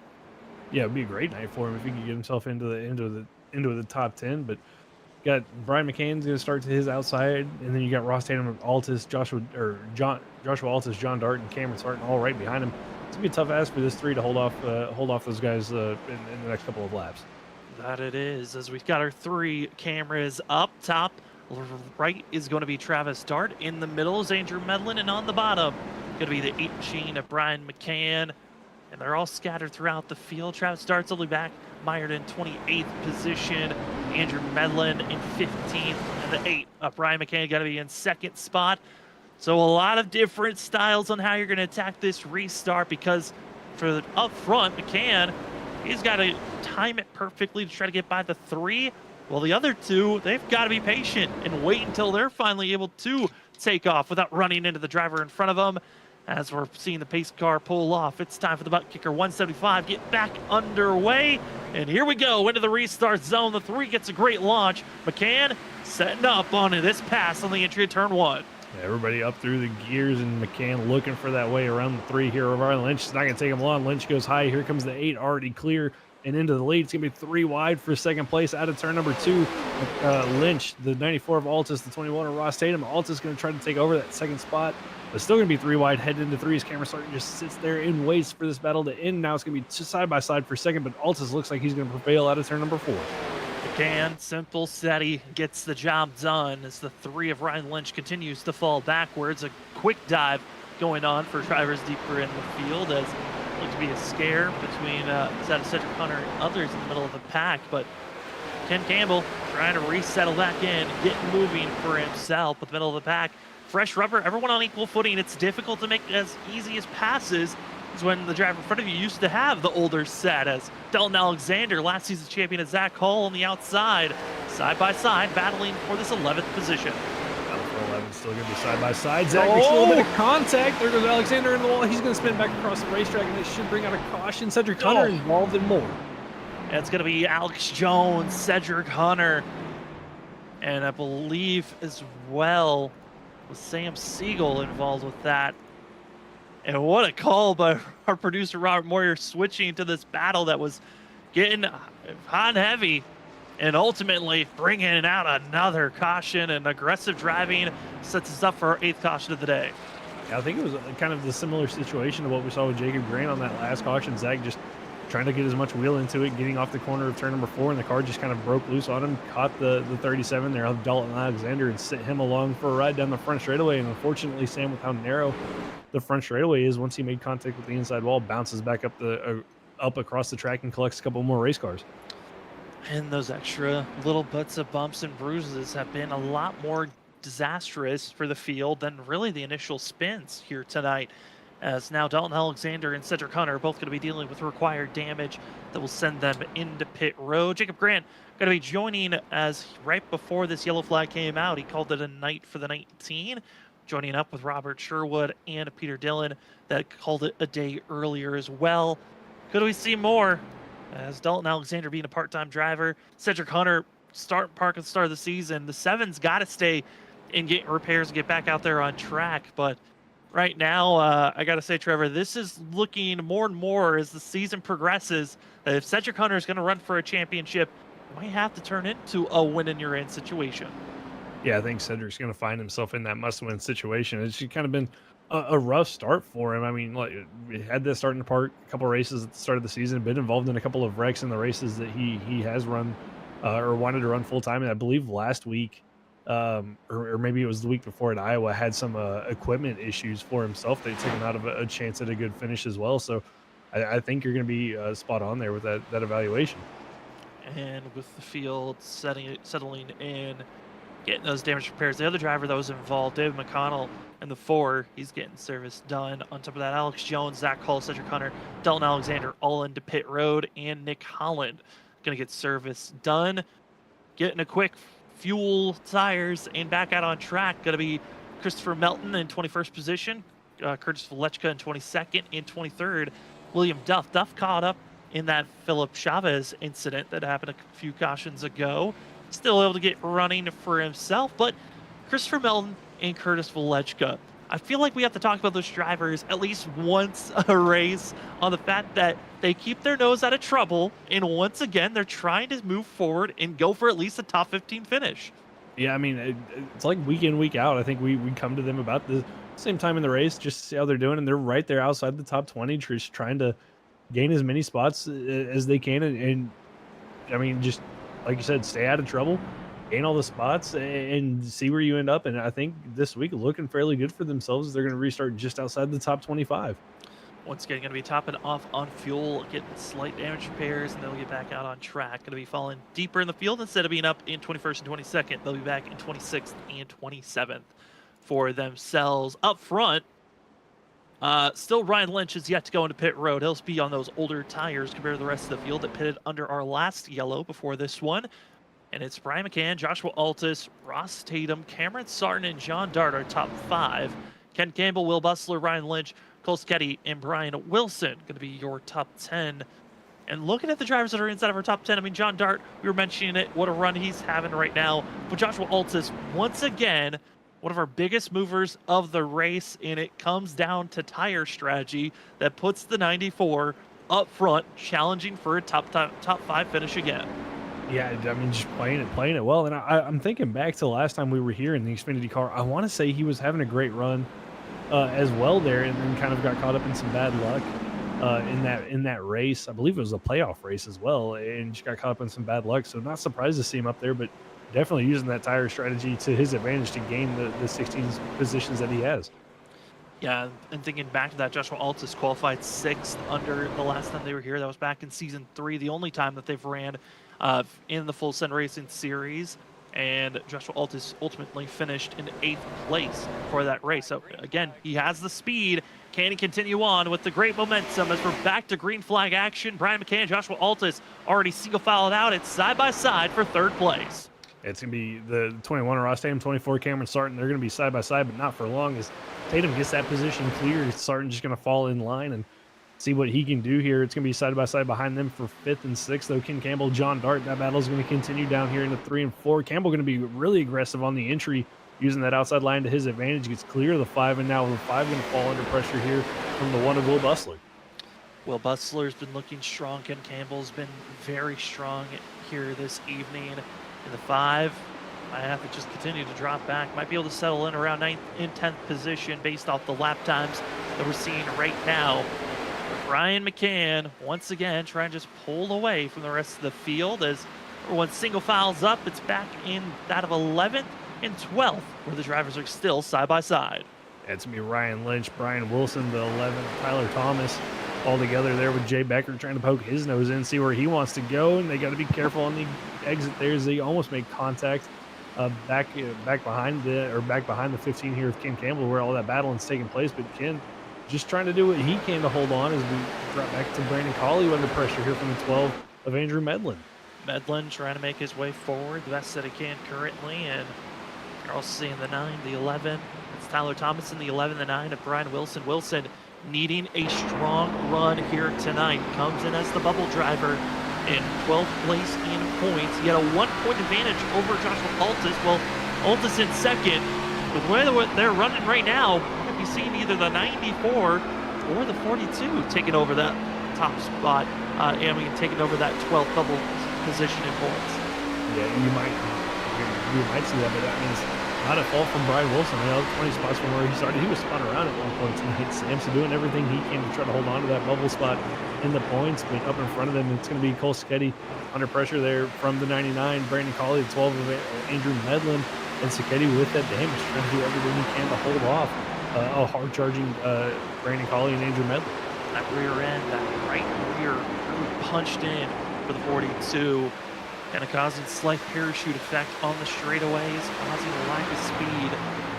But even with the damage the 99 has grabbed, the 12 as well, they are all putting on a great show for the battle for 8th place between Cole Siketti and the 42 machine, Colley and the 99 Barbie machine, and the 12 Special Olympics, Andrew Medlin, trying to make their charge. And once again, the exit of the corner as the tires wear in more and more. You see that same movement of the outside driver just looking like it wants to snap loose on them off the exit. Yeah, just getting a little bit loose on them on corner exit. And as those tires wear out, something these guys are really going to have to worry about. But right now, that kind of middle groove looking like the spot you want to be is Brandon Colley not able to get any of those passes done. Gets kind of pinched down by the 42 and the 12. Has to give up those 2 spots and fall back in line here. And we'll try to see if we can hold off Tyler Thomas and Brian Wilson, who are trying to close in on this group of 3. And we also look back to 14th, 15th position, where Christopher Wade, William Duff surviving after their collisions. Travis Dart, who's been caught up in a few wrecks, trying to get by. Ryan Lynch, who is still on the oldest of tires, about 20 lap older tires than everyone else, is the 3, and he has fallen from 3rd place on the last restart all the way down to 18th. We talked about modifieds and looking like multi-class vehicles. That's what the Xfinity cars have looked like a lot this season. You got the second half. You got the first half of the race, everyone looks like they're running the same car. Second half of the race, you got half the field looking like they've got no hood or no front bumper. Yeah, I mean, that's good. The nice thing about having, 35, 36 cars, you got a lot of cars, a lot of turnout. The bad thing is you have a little bit of an incident. It takes out a bunch of cars, and you have this nice little, Xfinity race / modified race. But like I said, Travis Dart, even with missing the hood, and what I'm assuming is probably a pretty substantial amount of front end damage, having a pretty good recovery run up into 17th position, only 1 spot off of where he qualified. That also comes down to luck, right? But racing's also got luck involved of how bad is the damage that you've collected. Even with no hood, 26 is running well, but he's got to be careful not to grab any engine damage of an engine expiring. When you get that front end damage, there's always the chance that your temperatures are going to rise and may see that engine just go kaput at some point this race. But Travis Dart's hoping that does not happen. Keeps up with a decent run, and right now Travis Dart only 2 tenths off our fastest driver on track, being our leader. That's impressive on the fact of the damage it's held on. You guys were turning really good lap times to only be that far off, trying to see if he can find a way around Christopher Wade in the 53, William Duff in front of them in the 77, trying to use that outside line and kind of take a nice little arc on corner exit to get a good run off. Just not able to do so as the 53 pulls away slightly, but on board with the 6th here, Jonathan Burt, as he tries to catch up to the 26 of Travis Stark and 53 Christopher Lake. Trying to close in on the gap with the 6, looking to swell as the Texas Speed Racing driver and the 6th machine running in the middle of the pack. Currently the highest running Texas Speed driver, as we know, chat is highly loving the fact that we talk about those drivers, is the 11 of Tyler Thomas in 11. It's the highest running Texas Speed driver, and then behind the 11 machine would be the 6 of Jonathan Burt, who's having a great run for himself. Also, update for drivers that were in pit road, getting damage repair. The 7 of Cedric Hunter has officially called it a night. A rough one, started on pit road, misqualified, and it goes even more downhill as he will not be able to finish out tonight's ButtKicker 175, as we're right on board with the 11 machine in 11th place of Tyler Thomas. Yeah, riding on board here, up in front of them, the battle with Brandon Cawley, Cole Sketty, that still continues as I think Andrew Medlin finally able to get clear of both of them, but Thomas has a pretty good view of that battle in front of him as he just found a nice little quiet spot to ride around in here, Sam, in that 11th position. But right now, moving forward to that battle for 9th and 10th, Brandon Cawley, Cole Sketty at it again here at turn number 4. Side by side, who's going to keep this spot? It's going to be the rear end damage on Cole Sketty, the front end damage of Brandon Cawley. It's going to be the biggest weakness to run between the two. Yeah, with the way that they're running right now, got a feeling just one small mistake could be costly for the both of them, as we've seen that a lot here tonight.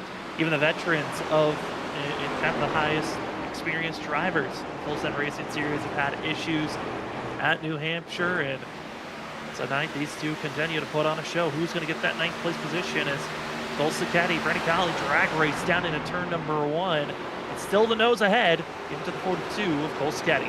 Yeah, I mean, Brandon Cawley's been at the door right here, drives it up to the door a little bit past the door, gets about half a car length clear of the 42, but Cole just able to carry that momentum on the top side, almost a little bit of contact down the back straightaway, but Cole using that top line to his advantage to carry that momentum. But Cawley going to drive it in deep here into 3 and 4, see if he can slide up and clear the 42. Finally going to get that pass done after a couple laps of hard battling here out of turn number 4.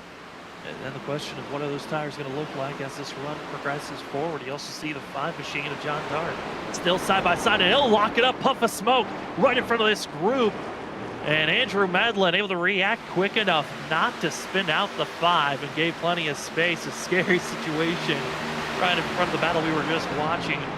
John Dart locking up the brakes, entering turn number 1. We have not seen that a lot here tonight, of drivers actually locking up their brakes, but obviously we're expecting brake usage, and that was a bizarre incident to have us out into the outside wall. It's Cole Sketty once again grabbing more damage for the 42. Cole Sketty, Brandon Cawley both bounce it off the outside wall at the same time. I think Andrew Medlin might have caught it just a little bit, as all 3 of them looking really uncomfortable at a turn number 2, or I'm sorry, at a turn number 4 there, as they were all kind of on top of one another. But looks like we're getting sorted out, but caution's out. Caution is out, and it's the 13 of Nick Holland. He was trying to stay low and not bring out the yellow flag, but his engine expired right after he passed the pit road entry.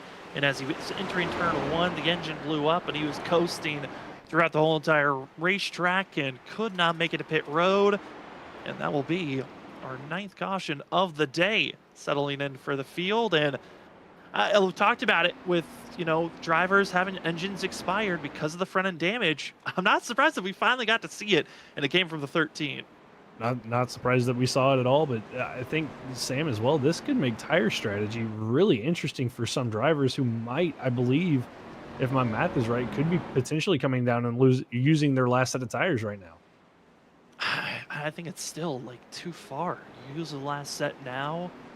Maybe you bank on a caution, but hey, the field's saying it's go time. Ross Tatum, the leader, staying out. A few other drivers also deciding to stay out. It's a split decision of heading into pit road or not. And for the likes of Tyler Thomas and a couple of other drivers that saved an extra 2 sets, well, it's an easy decision. You hit pit road now because you're not losing out on much later on. Yeah, not going to lose out on much. For the 24 of Cameron Sarton, I believe he stayed out, or did he come down pit road? No, Cameron came down pit road. I think that's going to be the last of the tires for the 24 machine. But for everybody else, going to save a set that stayed out. And this could get really interesting, Sam, if we have a late race caution. Get a caution, and what, 20 laps, maybe even in 10 to 15. That is having any type of advantage on tires proven throughout tonight is a massive one to have. It allows you to really march your way throughout the field. That extra grip allows you to make some big moves and passes. And currently, it's going to be our top 10 drivers that did not head into pit road. Brian McCann even deeper into the field than what he's been previously. And we know he's going to be aggressive on these restarts, so this restart's going to be a lot of fun to watch with watching McCann try to get up through the field here on those fresh tires. But I mean, Ross Tatum, Bustler, Brandon Colley, Cole Sacchetti, Brian Wilson, Jay Becker, Woods, William Duff, Christopher Wade, all staying out. I believe the 4 of McConnell just made his pit stop, so McCann will be gifted 1 extra position, but still, it's gonna be a really good restart here, Sam. And with that 1 position, instead of being trapped on the inside lane, he'll now be on the outside lane. I'm curious on how that's going to be helping the 8 machine, because when he's making passes, it's been either through the middle or on the bottom. I haven't seen a lot of the outside lane being used by Brian McCann. I'm curious if maybe that's just a comfortability on the fact of not feeling like using up those tires a little bit extra to rip the top and use some more momentum on those tires.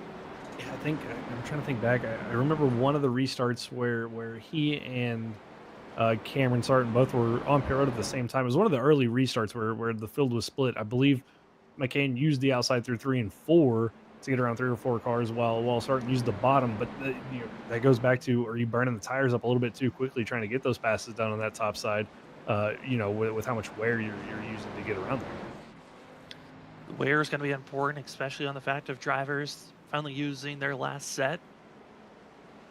And how do you want to react on this restart, as it's going to be setting us up with 41 laps to go. And if another caution comes out in 20 laps, maybe 15, all those that have not pitted, that's going to put them in a great spot to have the fresher tires and the advantage to move forward. Well, if you're in the chat, put in the chat who you are expecting or rooting for to win tonight's race. Do you think that Brian McCann can get back up front where he's been for the majority of the night, or will we have a caution that changes everything and turns this race upside down? We've had plenty of caution flags throughout tonight, but it's time for the ButtKicker 175 here at Homestead to get back under green flag conditions. Ross Tatum, Will Hustler, hoping that their older tires will hold on long enough before another yellow pops. As Ross Tatum launches immediately, we're back to green flag action. Back to green flag we go. Ross Tatum clears the field. The 1 of Will Bustler going to do the same. It's going to be side by side for third and fourth. Almost a little bit of contact between the 99 and the 42 of Sacchetti and Colley as they continue their battle. And McCann's going to be 3 wide through the middle. He's got Duff to the outside, Woods to the inside, Cameron Sarton all the way on the apron trying to follow through with the 8 of McCann. But here comes the 94 of Joshua Altis coming through. Slight contact, pushing up to 77 to the outside lane. Altis loves the opening. He'll move forward, and that slight brush is going to be something to watch out for the 8 machine. Also, Tyler Thomas into the outside wall, but able to continue on with his momentum. But that brush for the 8 of Brian McCann into William Duff, is that going to be hindering the heat at all as we ride on board with Joshua Altis, keeping the momentum? A great run so far as he's trying to hope and bank on these drivers in front of him to hold off the 8 machine just a little bit. They're trying to keep up with McCann, but I mean, McCann's just been so dominant all night long. He's driven away from the 94 and the 24 as they try to work their way up through, up here to the lead with the 8. He's already up to third as he clears the 99 of Brandon Colley. Now going to go for his second on the 1 of Will Bustler. And I mean, he's just making mincemeat of these guys on these older tires as he's side by side with Bustler halfway down the back straightaway. Just giving another position, another chance. And Brian McCann is up front, up to second place. The 8 is cruising right now. Joshua Altis is doing a decent job trying to keep pace. But behind him, going to be Cameron Sarton as well as Cole Sacchetti, trying their best to hold off the rest of the field as Andrew Medlin with fresh rubber. John Dart trying to move forward. It's practically everyone on the inside lane got some fresh tires and trying to move forward, but also the lack of grip. Drivers are being quite aggressive right now, Trevor, and the grip aspect is hurting them because McCann has the lead and he's pulling away. Yeah, McCann clear of Ross Tatum in 21. Altis now clear as well, and now he gets to see if he can run down the 8 machine. Because Cameron Sarton's going to be the next one to get past the 21. But, I mean, everybody just slipping and sliding on these older tires. Brandon Colley, Cole Sacchetti, they fall back, slipping and sliding as John Dart tries to get to the inside. Here comes the 11 of Tyler Thomas also trying to follow suit. So we're on board here with, I believe, the 12 of Andrew Medlin as he works up to the rear bumper of the 21 of Cole Sacchetti. Andrew Medlin exiting the corner now into that a 5th place position. Got Ross Tatum in front, and Ross is going to be the last driver in the old set of tires. The 12 needs to work to get by. He'll move to the outside lane, trusting that he can get by. Slight squeeze off the exit of turn 4 has been the danger zone all night long, but plenty of space given. I think for Ross and Medlin, they both had the same idea. Let's give each other space, but also make the pass cleanly. Yeah, for those two, they've been quick all night long. We've seen them be quick in other races, just caught up in a couple of incidents that have taken them at a good finish. So give each other plenty of space, let them by. But here's John Dart all over the rear bumper, the one of Will Bustler heading into 3 and 4. Gonna look to the inside, fall back in line though, but nope, goes for a late move to the inside here through 3 and 4. Drifts up just a little bit, but should get clear of that at turn number 4. Laps continue to tick away. It's now 35 laps to go here this evening. And with that pass by John Dart on Will Bustler, now gives an opportunity for Tyler Thomas to make a pass on John Dart. Slight bump, slight tap, but the 11 trying to get by the 1, and Tyler Thomas trying to have one of his best finishes of the season. We rooted on and documented the very end at Dover on the fact that Tyler Thomas was trying to go for his very first top 10 finish. Well, this race could be his second, but aggressive driving inside bumps going on between the 1 and the 11 machine. Yeah, aggressive door-to-door action there, but don't look too far behind Tyler Thomas. Here comes his teammate of Jonathan Burt. I mean, Sam, we were just talking about him. He was running back there in the 18th position. Now he's up here inside the top 10 in that 6 machine trying to catch up to his teammate. Fresh rubber gives you a chance. Also joining with the 6 machine is going to be the 3 of Ryan Lynch, who is now inside of the top 10 with fresh rubber to work with. Yeah, Lynch is there, and then not too far behind Lynch. I mean, here comes Travis Dart with the wounded 26 machine trying to get around Brandon Cawley. He's not too far outside the top 10 is Jonathan, or as Burt goes for a move here on the 1 of Will Bustler to turn number 1 and 2. And here comes Ken Campbell trying to follow suit, and Travis Dart all trying to use that outside line to get around the 1 machine of Will Bustler, who's on those older tires. A bizarre moment to be having for yourself. And if you're one of those drivers that is yet to come to pit road, you're just watching yourself losing all this time. You got to be crossing your fingers and hoping a caution flag will come out in the next maybe 5 to 8 laps. You have an advantage over the drivers that have already used all 4 sets for themselves. But Jonathan Burt, 8th place currently, and this is looking great for the 6 machine. Yeah, looking great. Going to get one more spot here on the 21 of Ross Tatum as he continues to fall through the field on those older tires as well. But, I mean, for Burt, hey, what a call for himself. Come down and get those fresh tires and see how far he can drive up through the field. And if this thing stays green, Sam could be finding himself having a great finish here. Jonathan Burt's best finish was 8th place at Chicagoland. Currently in 7th would be one of his best finishes of the season as the 11 and the 6, Texas Speed, trying to run down John Dart and see if they can maybe gain another spot and give Tyler Thomas his first top 5 run. But you look at Ryan Lynch as well as the 26th of Travis Dart. Dart about to be inside of the top 10 now. Yeah, I think if you're Travis Dart, you can, if this stays green and he can hang on to this top 10, I think he'll be ecstatic about that finish for himself, especially after the rough starts of this race that he had. It's been rough. You thought maybe your day was over. And for Ross Tatum, this has got to be a weird race to have right now, where you were expecting caution flags to come out. They didn't, and you've just fallen outside of the top 10, watching even more drivers try to pass on by as Cole Sacchetti, Brandon Cawley, and the 1 of Will Bustler, all drivers on the same set of tires, but just having to watch as the rest of the field in front get to really race this one out to the end. He didn't get to race it out in front of him. There was almost a little bit of teammate on teammate crime between Burt and Thomas as Thomas got into the outside wall pretty hard out of turn number 2 and then checked up the 6. That allowed Ken Campbell to get by Ryan Lynch to the inside of the 6. But if we're going to see a caution stand, this might be that area that we might see it happen as these guys are battling really hard with one another. I mean, the potential is high. You got Ken Campbell, who is right now trying to make the charge to move forward, and he's moved up into that 6th place position, hoping that he can catch up to John Dart. And then you've got the drivers that have been wounded and running around one another all night long. Tyler Thomas, Jonathan Burt, Travis Dart, Ryan Lynch. How do you stay out of trouble but still get yourself the best finish possible? For Burt, his best finish this season was 8th. Tyler Thomas' best finish was 9th in both. Trying to get those best finishes is Ryan Lynch, trying to play a little bit of spoiler for the 3. Yeah, Lynch just trying to get every position that he can. And you talk about another up and down night for Ryan Lynch. I mean, he was up inside the top 5 at one point, led some laps at one point, just on the off strategies, and now finds himself with a great opportunity to get a top 10, maybe even a couple more positions if he can get by the teammates in Travis Dart. Not giving up and continues to fight forward are these drivers as the teammates will be side by side. Burt Thomas almost making some contact as they're using up each other's doors through the entry of the corner. And with this aggressive drive between the two, it's now given the opening for Ryan Lynch, Travis Dart. They are being patient, picking and choosing on where to go. Well, I throw that away. Travis Dart, third lane, trying to make the move on his own of taking a 2-for-1 meal, but instead will to fall back in line and watch the teammates again. Still be a roadblock, but how long can this blockade hold off the rest of the field? Yeah, Travis just trying to find any little bit of opening that he can. Here he goes again, trying to use that outside line to his advantage. But again, just going to get boxed in here on corner exit as Burt and Thomas continue to battle, both with a little bit of a wiggle from the 3 of Ryan Lynch. And these 4 still stay side by side for another lap here, heading into 3 and 4. It looked like Ryan Lynch was trying to go to the inside lane, but Burt got loose, spooked the 3, had to make him lose time and back off.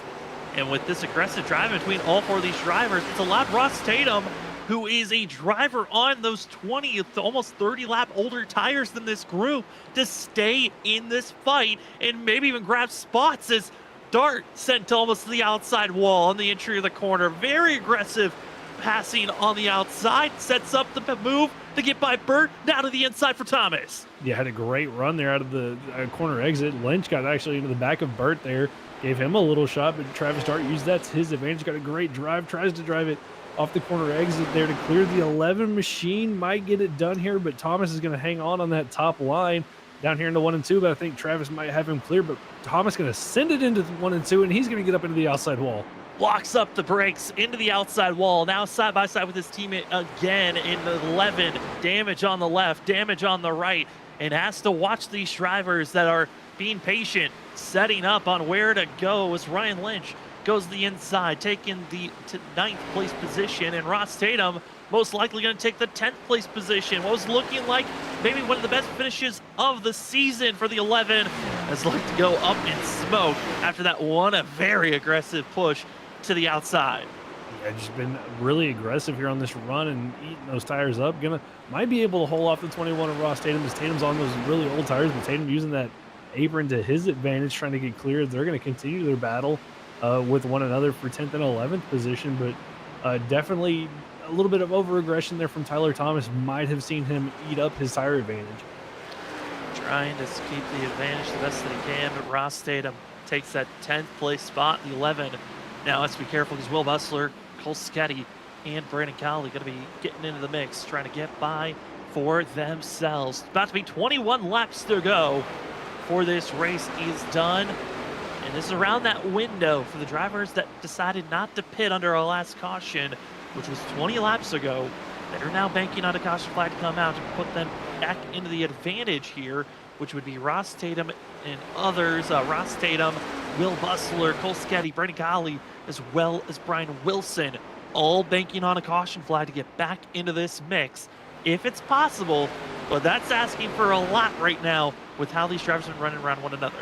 Yeah, field's starting to get spread out, so the chances of having a caution kind of starting to dwindle down unless, we see one of those issues with cars getting loose on that outside line as the tires wear out. But you never say never. But if you are, Ross Tatum, Will Bustler, Cole Sketty, Brandon Cawley, those guys, you definitely need that caution here in the next, 3 or 4 laps to give you enough time to get through the field once everybody makes their pit stop.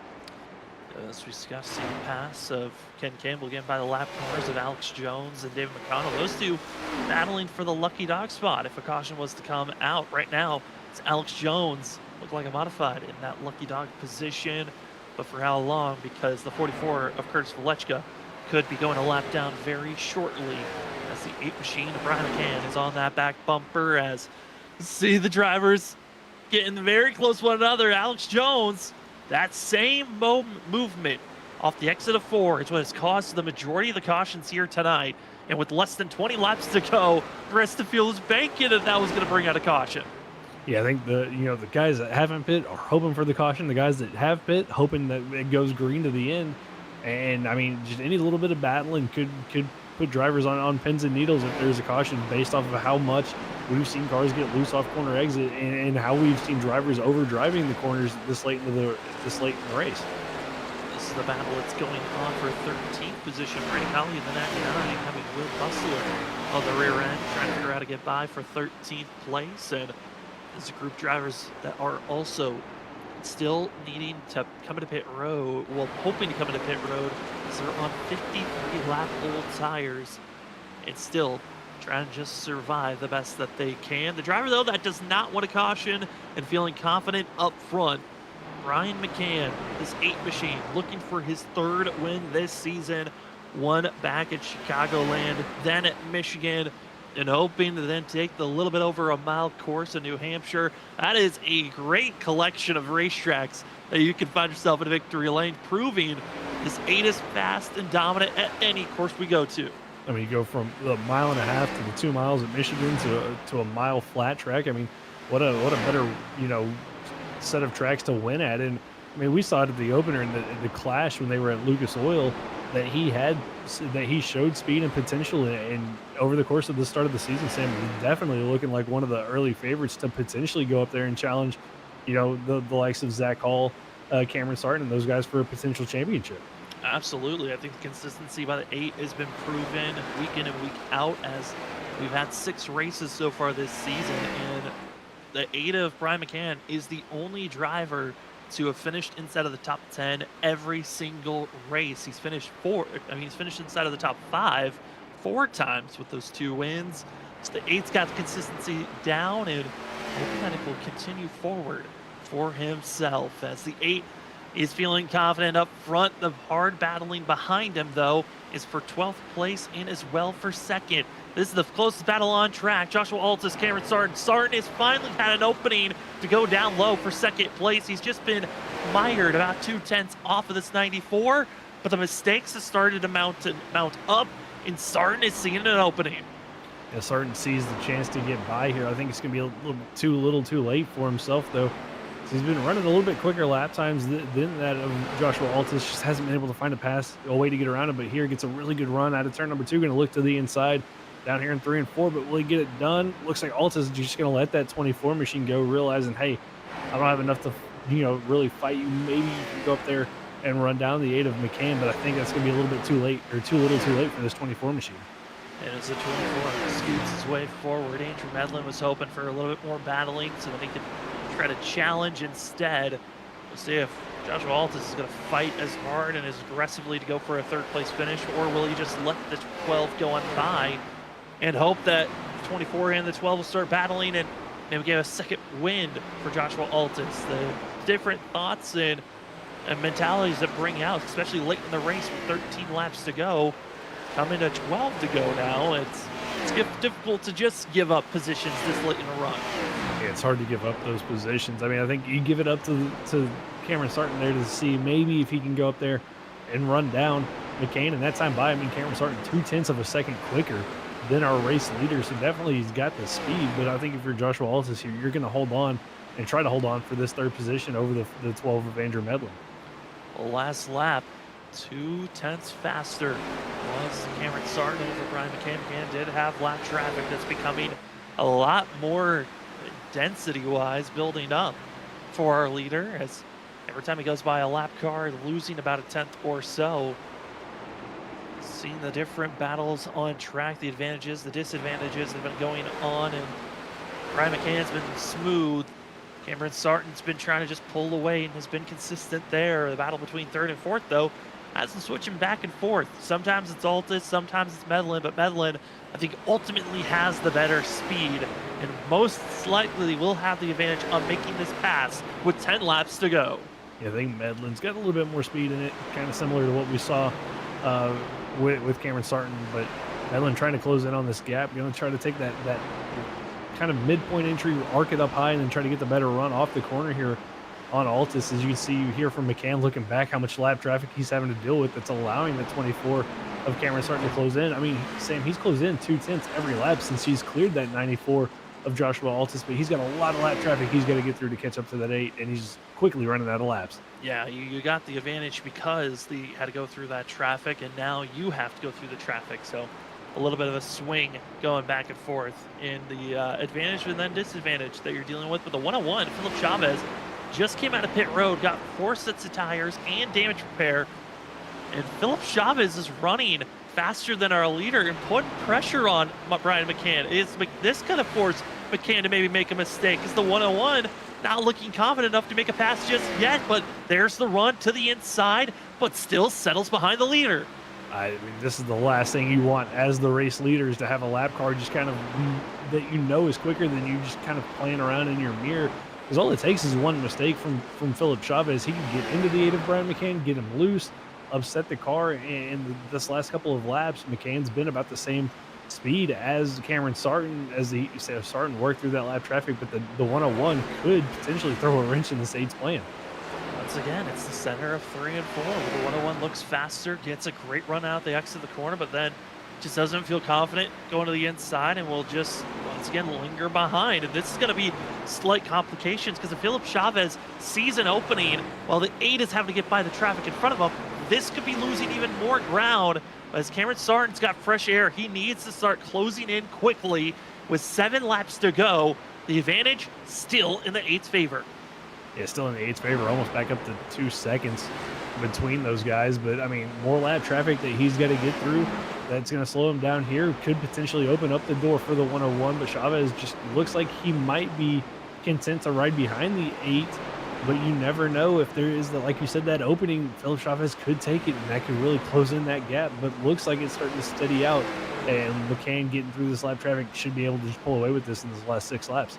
Lap cars just have been very gentle and kind, getting out of the way, not forcing any issue on our leader, and that has been helping Brian McCann to keep the gap where it's been at. It's been a 1.7 to 1.8 seconds, the difference, and this might be one of the more difficult bad exits, but really it's not hurting that much. The gap's big enough. With 5 laps to go, there's just too much lap traffic in between Brian McCann back to Cameron Sarton. Sarton, I mean, you could say the momentum has still continued on. This has been a great couple of weeks for the 24 machine. And a second place finish looks to be in the wings for that of Sarton. 5 laps to go, about to be 2. As McCann in his mirror, it's not looking safe in front of him. He's hoping lap cars just get out of the way. And the 8 just continues to motor his way forward.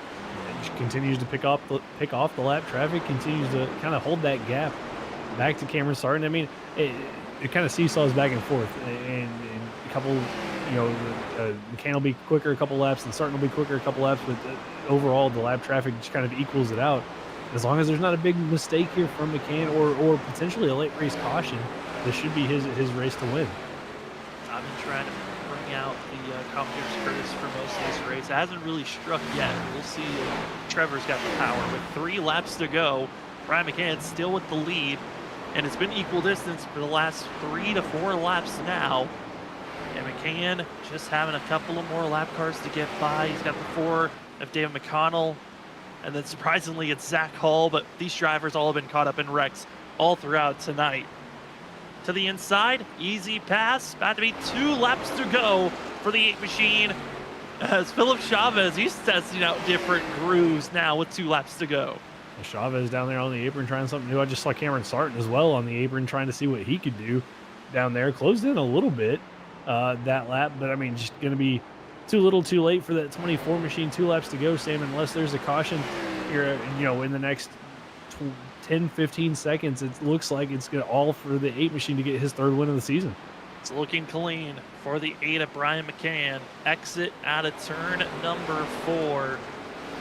And for McCann, he looks up to the flag stand, sees the white flag, making this race official. It's your Next Level Racing white flag, and this race has had its ups and downs, but the one consistent all night long has been the 8 machine up front, leading the way when he has the lead and he doesn't worry about anyone else. See Zach Hall duck it down low and just like that, it is clean running for Brian McCann. Down into turn number 3, looking for his 3rd win. This rookie has been on a tear. We saw it at the Clash. The potential was high. He is not disappointed. The top 10 streak continues, and win number 3 for Brian McCann here for the ButtKicker 175. I mean, he was the fastest car all night long. Absolutely dominated this race when he was out front. Got through the traffic cleanly when he needed to, Sam, and I mean, just absolutely walked away with it. Great run from him. Cameron Sarton is going to come home second. Joshua Altus with a great run was able to hold off Andrew Medlin there for 3rd place.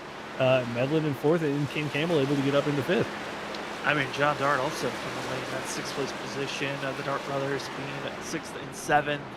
This is a great run for a lot of drivers. As Brian McCann got his driver cam up, and he gets to have some fun burning it down here at the New Hampshire ButtKicker 175 and having fun. I mean, Trevor, when you get to burn it down, it's always a joy when you're in victory lane. Oh, it's always a great feeling to get to burn it down at the end of the night, especially after knowing you had the dominant car. You get the win. That's the best feeling, I think, of all. And McCann getting to celebrate here for the 3rd time this season. 1 back at Chicagoland for week number 2, 1 at Michigan in week 4. Took a couple of more extra weeks to win week 7 for the 8 machine. 3 wins, the most winningest driver so far in season 7. Congratulations to Brian McCann. We'll be going to our post-race show here very shortly as we'll talk to our top 3. Brian McCann, Cameron Sarton, Joshua Altus, and a spotlight driver right after this.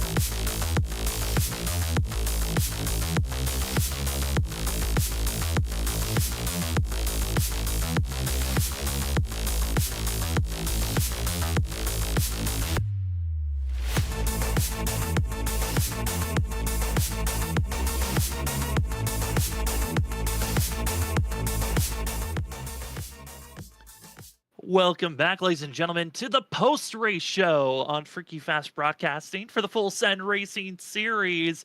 The ButtKicker 175 goes to Brian McCann.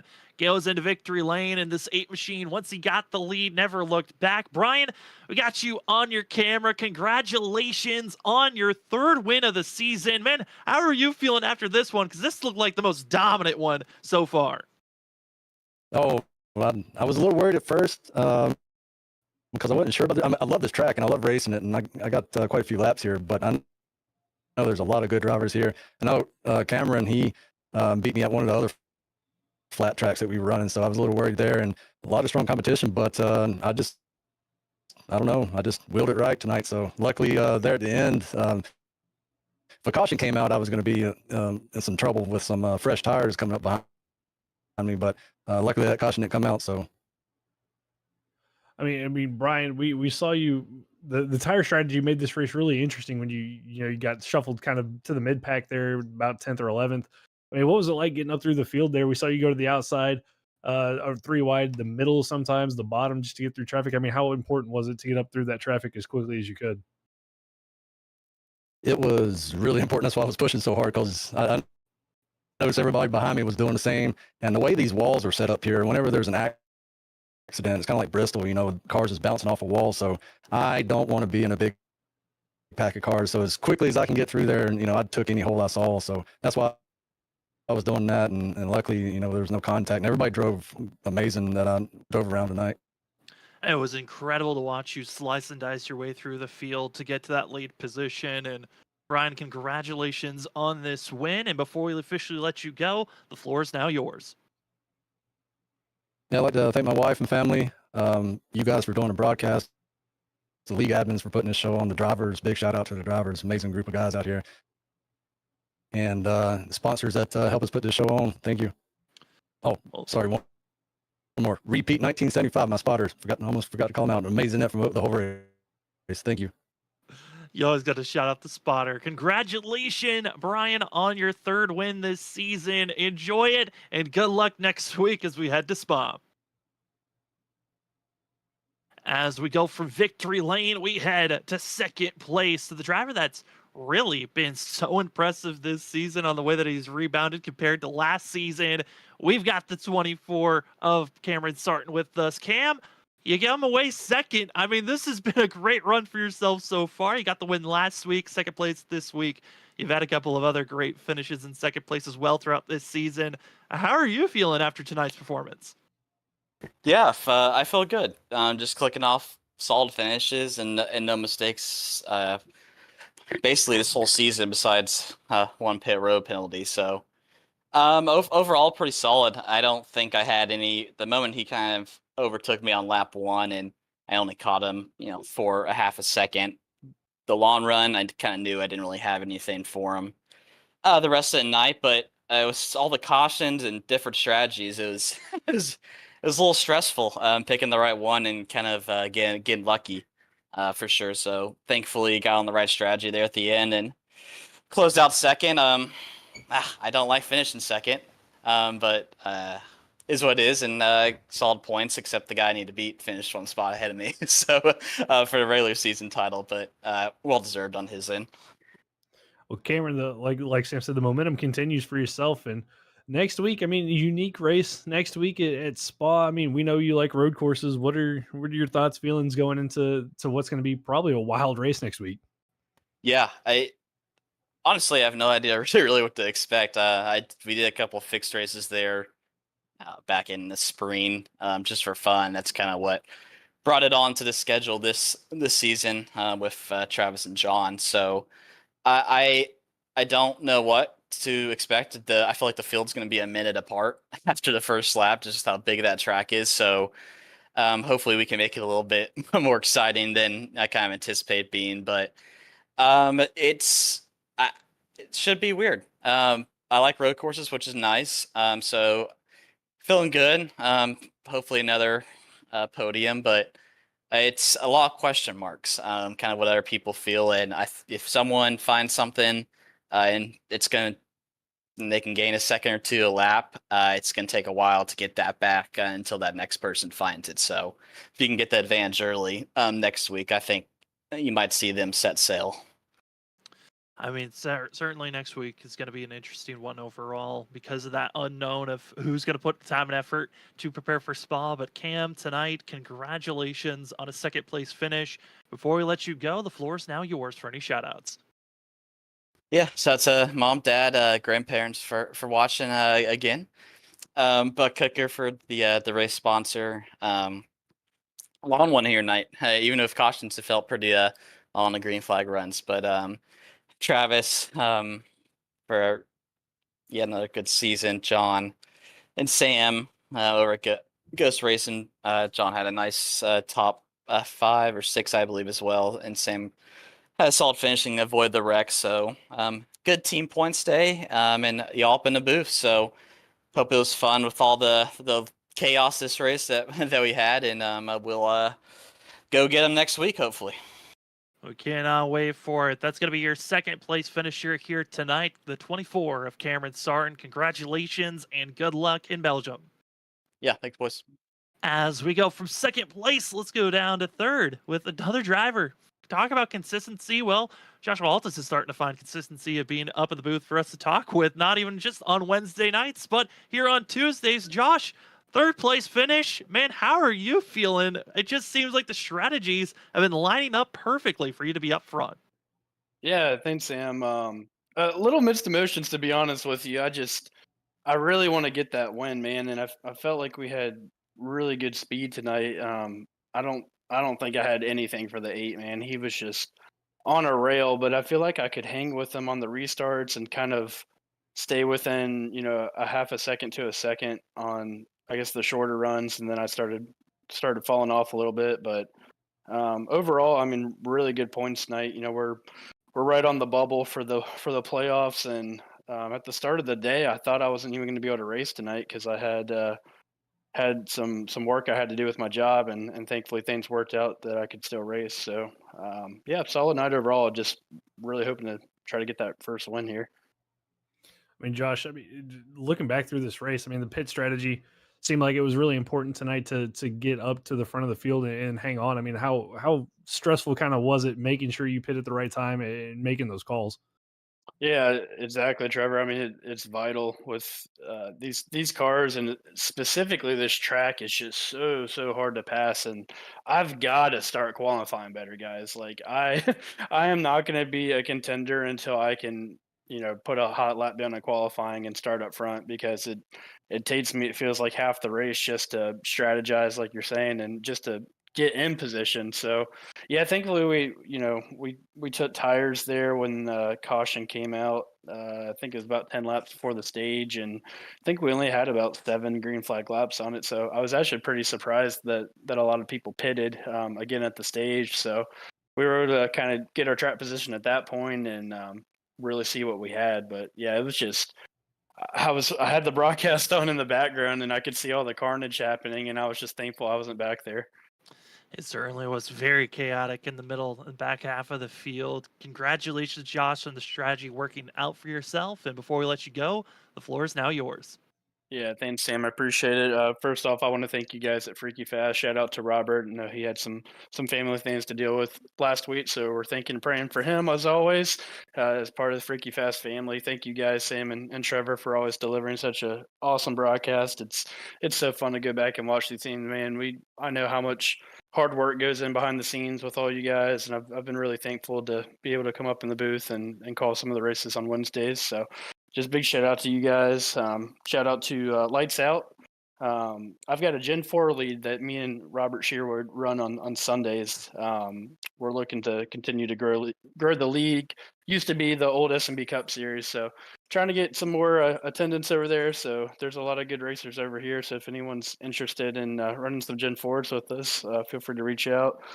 Shout out to Senvar Solar. If anyone in the Virginia area is interested in saving a lot of money, I know those electrical prices are going up quite a bit right now. So hit me up. I'll be happy to talk you through how solar works and how you can save a lot of money with solar. And shout out to my teammates, Robert Shearwood and Jacob Grant. I feel terrible for those guys, man. It's just there's so many people in here, and when you have a lot of cars in the field, it's easy to get caught up in someone else's mess. And I just feel like those guys can't catch a break. So I'm hoping eventually they can get some good finishes that they deserve and show their speeds for S&B Motorsports. So, but yeah, overall a solid night. We'll take a P3 and move on to next week. A good one for yourself, Josh. Congratulations and good luck at Spa next week. Thank you, buddy.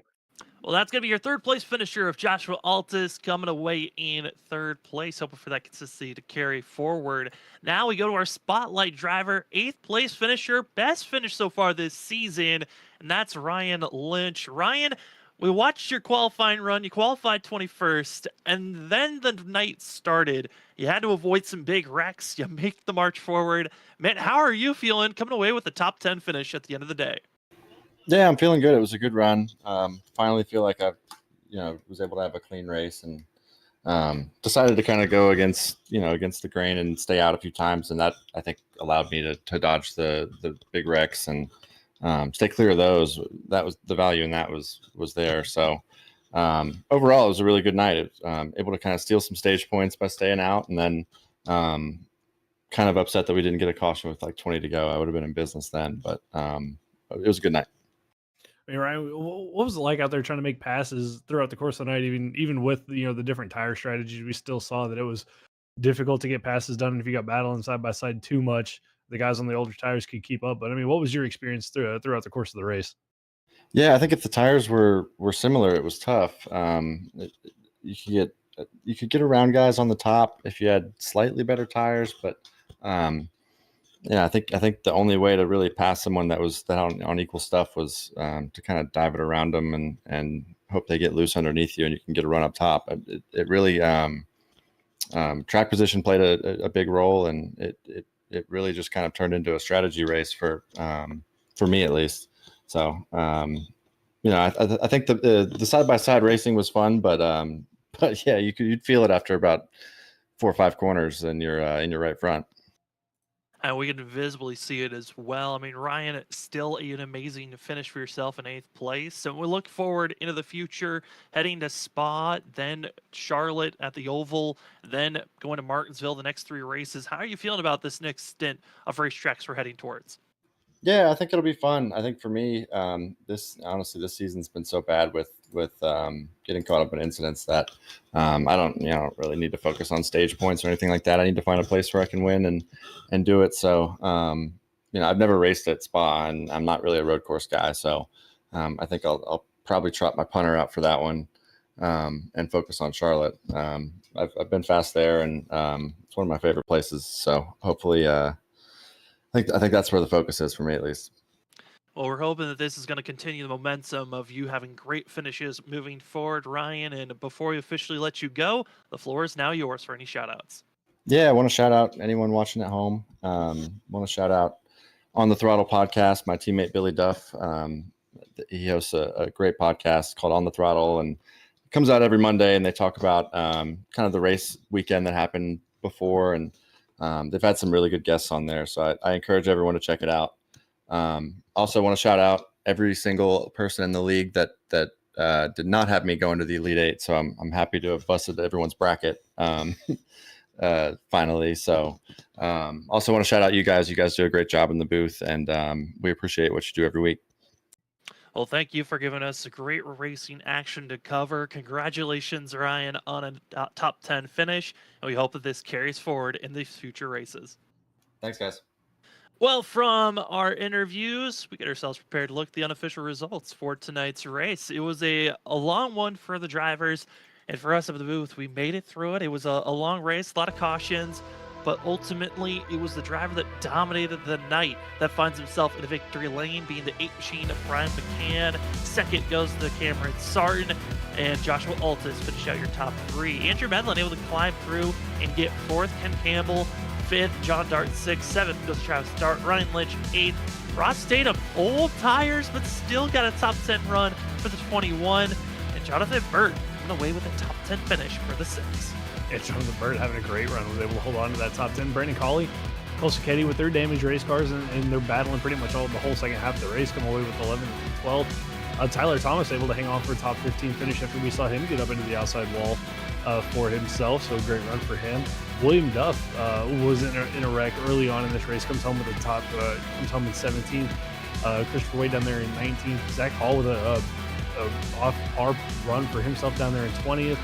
Further on down the field, Curtis Valechka doing a great job getting himself a top 25 finish down there in 24th. Norris having a bad run after getting caught up in a wreck in 29th. And then further on down the field, I mean, Cedric Hunter, Dalton Alexander, Jacob Grant, we saw all those guys with speed getting caught up in a wrecks early on, along with Rob Sherwood down there in 34th. Peter Dillon's going to unfortunately round us out down there in 35th. And with those 35 drivers putting in tonight's race, 165 laps finished under official timing on length that we were expecting to have. And with where the drivers finished out, Joshua Altis should be moving in into our top 12 in points. And the question is, how close will the gap be between Joshua Altus and Cole Sacchetti, with Brian Wilson not getting any stage points and the late fiascos that happen and drivers being caught up in messes? The point standings are going to get very interesting, and heading to Spa, a track that really has the unknown, next week certainly should be a blast to watch.